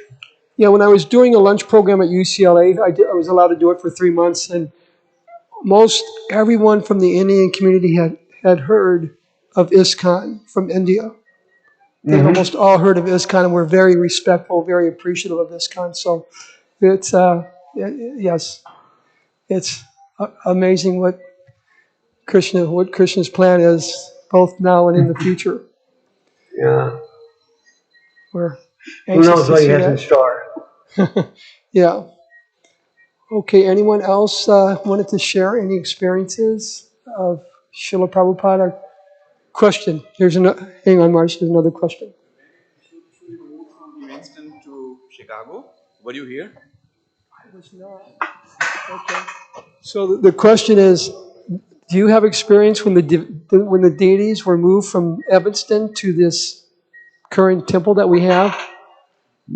No, I think it was Tripurari's time. I think he was the president then. And I would like to have a talk with him and find out, you know, how it all transpired, because I was very disappointed that there was a move, but I assumed that it was just, you know, no other choice.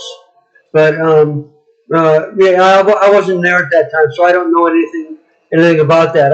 I suspect it may have had something to do with the expense for for the furnace, but maybe I'm wrong. I don't know.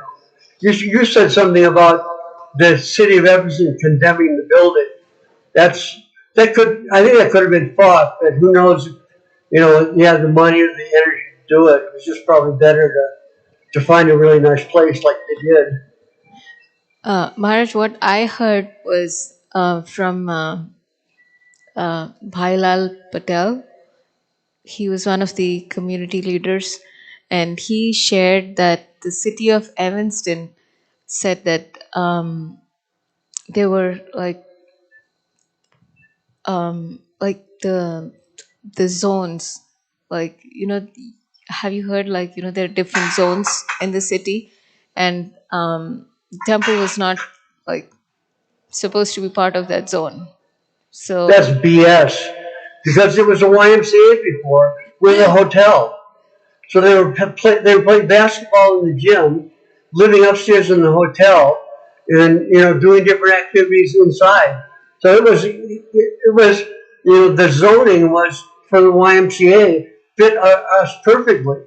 So as far as I remember, we didn't have a problem with that. They may have tried, but legally they couldn't do it because they had it originally zoned in that way. And then to say, oh, the zoning's changed, sorry, you have to get out. I don't think that's legal. But I don't know. I may be wrong. mm, mm. Yeah, but that's what I heard. Because of zoning, like the court ruled against the temple, and they had to move.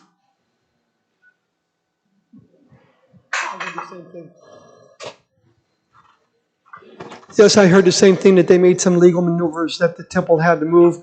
And the current temple that Kishore Kishori have picked out for their home, I understood that the devotees had to acquire it from through a third party. Aha. Do you know that history? I don't know it at all, but I know of the technique, because I kind of employed a similar thing in London. But anyway, it's a whole other story. So I heard it was purchased through one of the Indian communities. Some Indian foundation or corporation or some to that effect. That it used to be a Masonic lodge, and there's actually a devotee in Los Angeles. I don't know if you know Kapil Latik, but she, as a young lady, she used to go to her family used to visit this Masonic lodge when she was young. So she was happy. Wow. She never visited it as Kishore Kishori's home, but she remembers the Masonic lodge. But they wouldn't. Tripurari Swami explained to me, if I remember correctly, that they would not sell this temple to the devotees. Because we're Christians, right? But they did sell it to that Indian corporation. I'm not sure exactly what. I don't remember the details on that. Kalki Prabhu might remember, and he'll be here in a couple of days. It was a smart move. Tripurari's a smart guy. Probably made a good move in that situation. It's a beautiful home. It's a beautiful home, beautiful temple, very, very facilitating. And, I mean, one of the challenging points here is about parking, but also in Evanston there was no parking. In Los Angeles Temple there's no parking. In many of our temples there's New York Temple there's no parking. But somehow we get around that, right? Somehow we get around that. So otherwise, a very, very beautiful home that the deities have. So the heating bill now, well, at least when I was the temple president, went from $5,000 a month to $1,000 a month by Krishna's mercy. Wow, fantastic! That's major, man. It was a worthwhile investment for the deities, and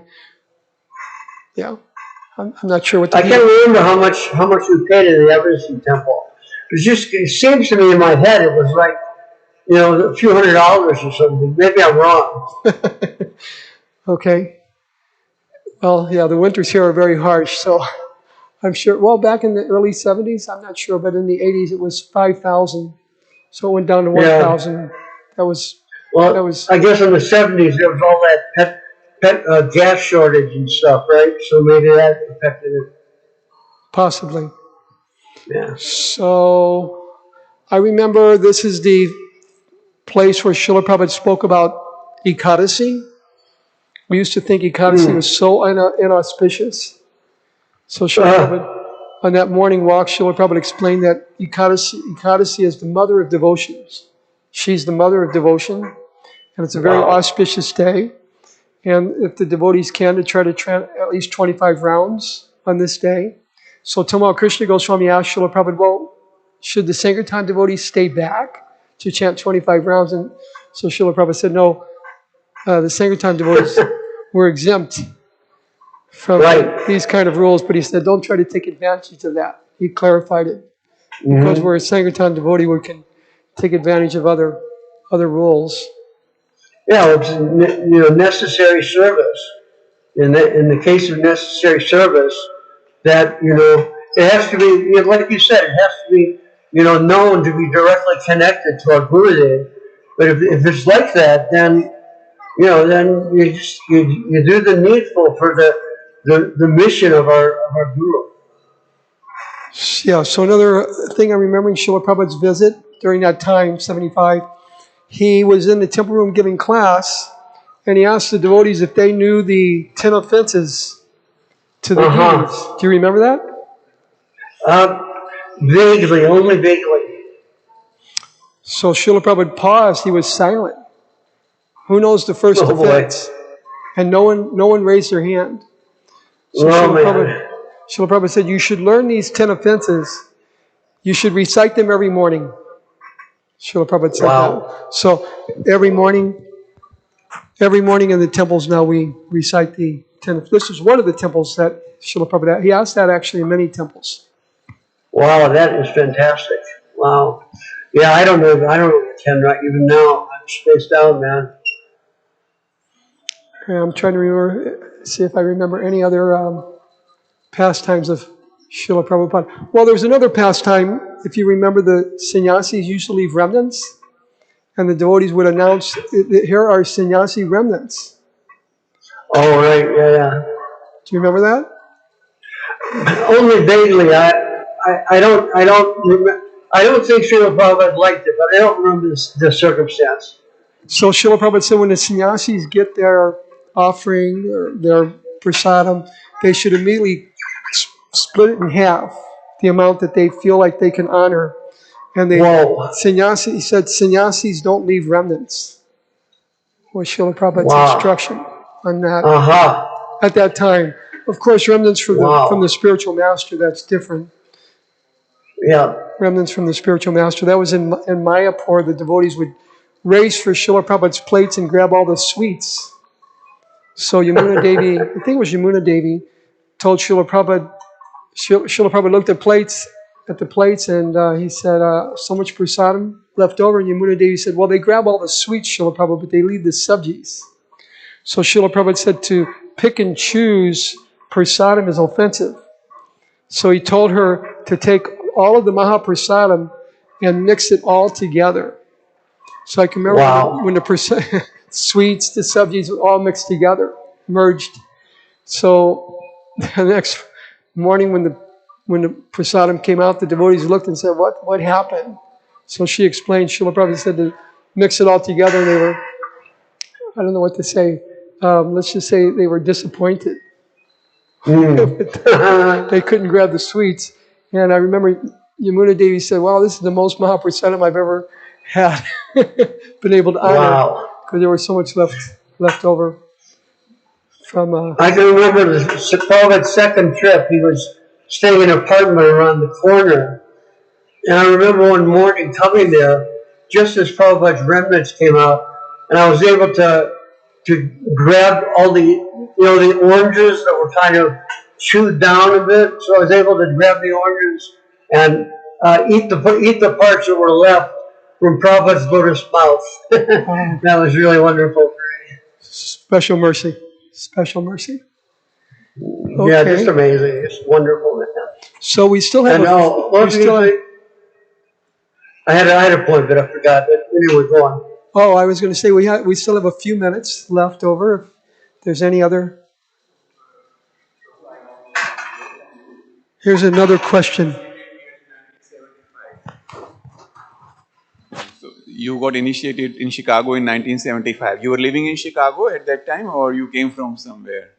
Okay, this is like a personal question. Yeah.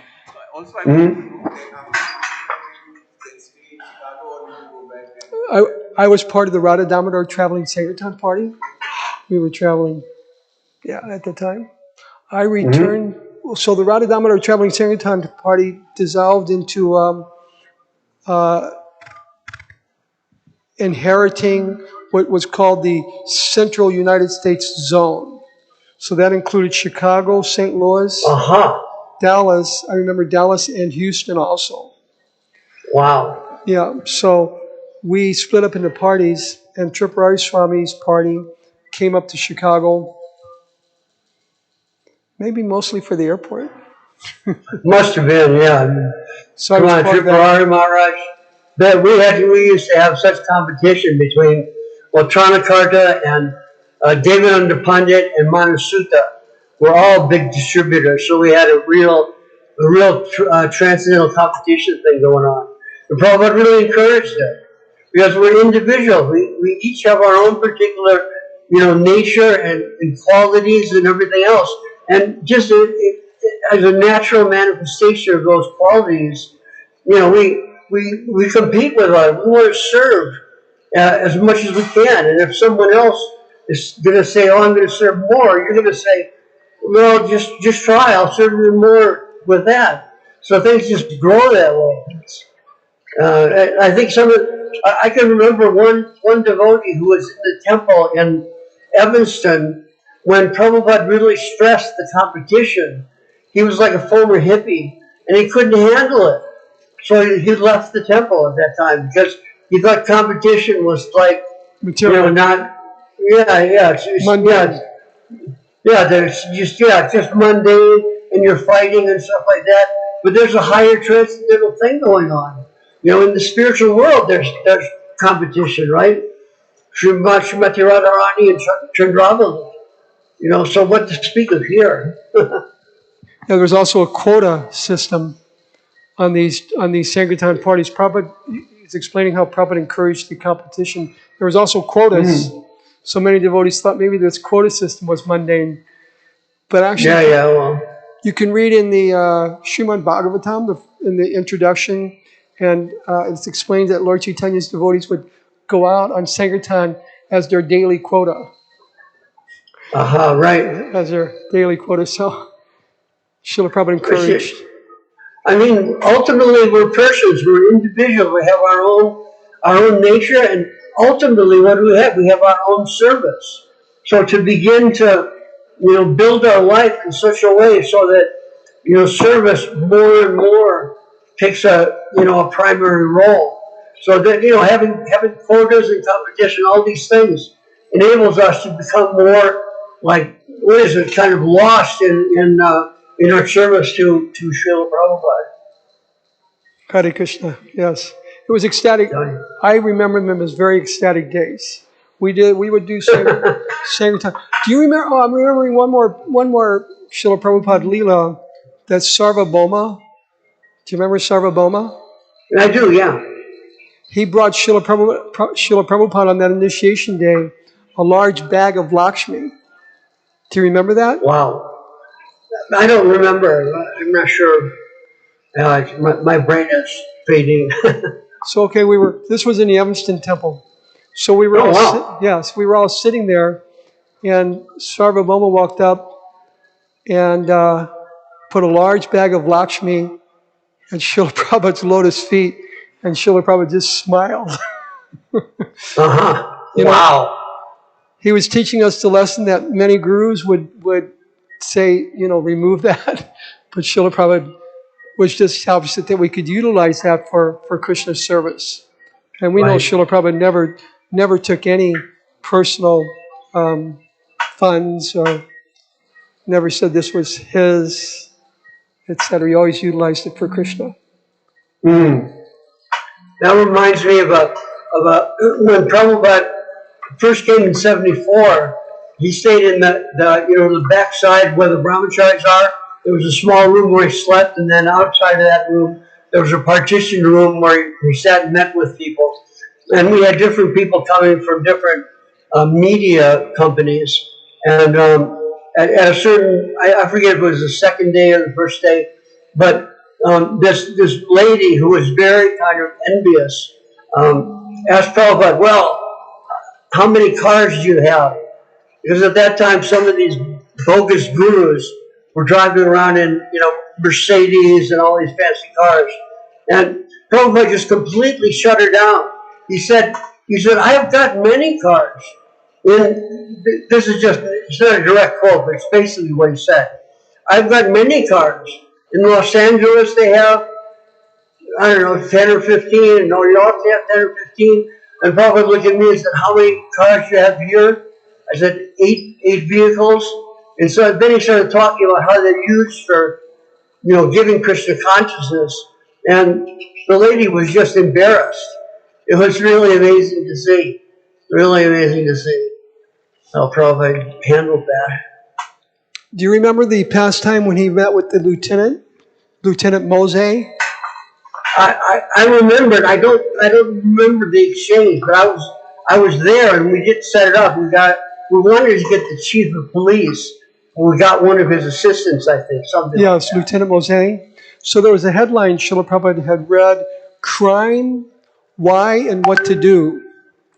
So Srila Prabhupada made a very bold statement. We have the answer to crime and what to do. Do you remember that pastime? No, I don't. That reminded me of at the same time when he talked to the mayor of Evanston and asked for that high school across the street. That's a whole other story. Yeah, I think that was a similar. Yeah, he asked for that building to donate that building across the street to the temple. So Matt, we're gonna have a full-blown, drug rehabilitation program. That's what he was saying. Yeah, so Srila Prabhupada said that if the city would give us a building and we would hold kirtan and distribute prasadam, that would be an answer to all of your crime. And so Lieutenant Mose, he asked, should it be in an affluent area or an area of poverty? So Srila Prabhupada enlightened the lieutenant that they have police departments in affluent areas and similarly in areas of poverty. So there wouldn't be any choice from our side. Our side was just to have kirtan and distribute prasadam, distribute Krishna consciousness as an answer to all of the problems of society. Wherever the necessity appears in the heart of the Vaishnava, right? So I might ask if there are any last comments about Srila Prabhupada's Urmila. Mataji, you have something on the topic is Srila Prabhupada's pastimes here in Chicago. All right. Well, I have a couple more. Oh. There was we had in the Hilton downtown on State Street. We called all the media, and Prabhupada, gave a little talk, took questions, and at a certain point, Prabhupada, said that it's scientifically understood that women's brains are smaller than men's brains. So that was like a freak out time. And later, when Prabhupada was in his apartment, this lady came back with like TV cameras and the whole bit and was trying to pin Srila Prabhupada on this, supposed discrimination. And Prabhupada just completely, held the line. Talking in terms of what is a woman's nature and what does a woman do? I don't think so. Did I get cut off? No, we still hear him. You can tell. Anybody there? Yeah, we hear you. You there?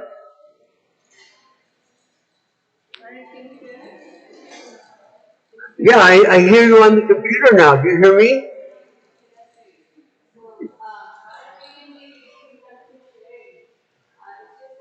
Oh, okay. Okay, yeah, no problem. So, anyway, Srila Prabhupada went on to explain that it's not no question of discrimination. It's that, there may be a woman's brain maybe in such a way as to facilitate her necessary service. Why does Krishna arrange things in that way? Prabhupada's only commenting on what reality is. That there's a reality. It may be that the brain size is different, and it may be that generally in certain fields they're dominated by men, but also in other fields they're dominated by women by their own nature. So he said it very beautifully, and the woman kept trying to pin Prabhupada, and she absolutely couldn't. And she continued to become, more and more frustrated. And finally, she just, like practically collapsed and then just left. And Prabhupada laughed at her and said, "Just see." And then all the cameramen that came with her started to laugh at her also.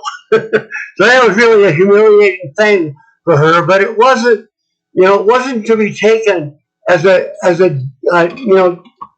degradation towards women, but rather it's just a practical understanding of how we all are different and have different capacities, and things are arranged in different ways by Krishna's will and the will of our gurus. And like, who cares? Big, small, this or that, doesn't matter.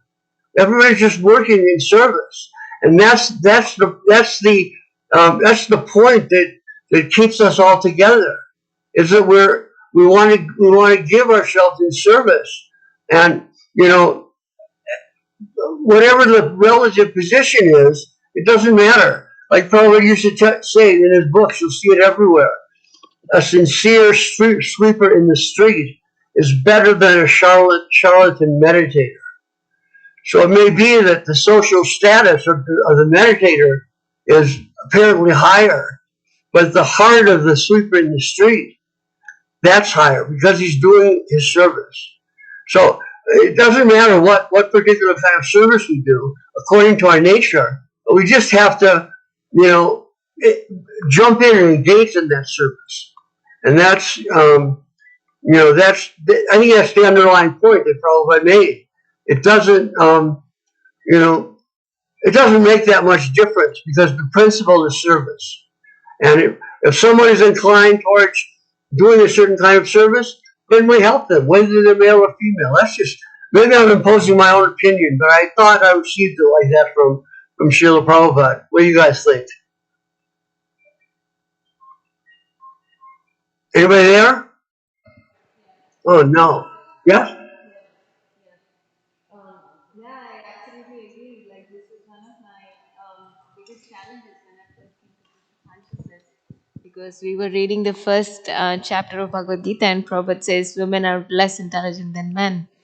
But it doesn't actually mean that it's discrimination. Rather, it's a fact how the psychophysical natures of men and women are different, and they are only supposed to be used in Krishna's service. So that's the higher understanding. Right. That overrides everything. All mundane, like, considerations about caste position or, in America, the social status or the understanding of intellectual capacity or anything like that. It doesn't really matter. It may be that a woman has exceptional intellectual capacity. These things happen. Yes. And there's everybody has got a particular nature. So there may be, I think it's about even in academics now. Maybe there are more women even that are engaged in mundane academics. But really, the idea that is behind it, I believe, is the idea of varnashram. Right. That everyone has a particular varna and ashram, and in that status, you try to render service. So it's just a matter really of being theistic and seeing that there's a God, and when there's a God who's made the arrangement, that we're in the body by his arrangement. So what is this body supposed to do? What is this body good at? What is this body designed for? We have to think like that, not like, crazy stuff like, oh, I don't like the way I was born, so I'm going to change or something. That's like impossible. It's actually insanity. Yeah. What can I say? But that's getting into the stuff that's happening now. I think it's the idea of varnashram, the idea that Krishna is there, along with our karma, no doubt. But Krishna has sanctioned it, and in the case of devotees, Krishna has directly participated. Yes. In giving us that particular nature and ability to serve. It's just to see it like that is so much more freeing than trying to pick apart mundane positions and stuff like that. Yes. We're all equal when we're servants. That's what it is. Doesn't matter if a servant is sitting in an office as a bureaucrat or cleaning a toilet. Yes. The same. Thank you so much, Maharaj. And yes, thank you. Wonderful. This is wonderful to remember these things. I'm so indebted to you. Thank you very, very much for being here. And it's almost time to wrap up. It's 1 o'clock, so devotees would want to. Wow, that went fast, huh? Yeah, yeah. I want to thank Shri Govinda Prabhu and Govinda Dutta Prabhu for being here and for facilitating this beautiful discussion. So, Maharaj, I also want to share with you and all the devotees. So, the next part of the program is we'll have Prashadam downstairs. And after that, we'll take a break between 2 and 4. And then Gauradas Prabhu is going to be leading the kirtan from 4 to 6. And from 6 onwards, there is an appreciation dinner upstairs, which is by invitation only. And in the temple room will be kirtan by Madhav Das. So that's the program for today. And tomorrow we'll resume again, and there will be Bhagavatam class. And tomorrow's theme is O'Hare Airport. Book distribution at O'Hare Airport, which was very, very significant event in Chicago's history. So, yeah, we'll pause here and resume again. Thank you very, very much, Maharaj. Hare Krishna. Hey, Lula Manjari. Yes, yes, Maharaj. I was it just hit me. Maybe you could send me some sweet.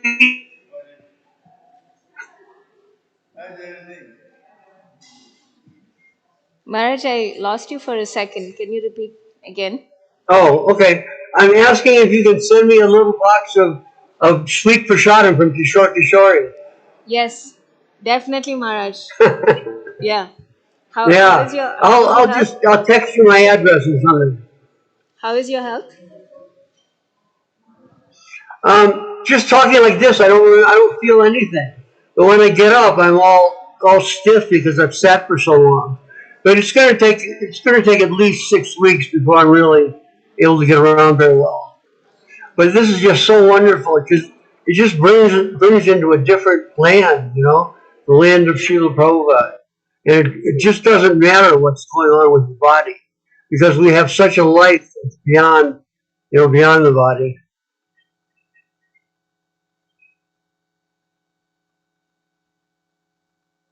I really appreciate the opportunity, Gini. Thank you so much. Jai. Śrīla Prabhupāda ki jai.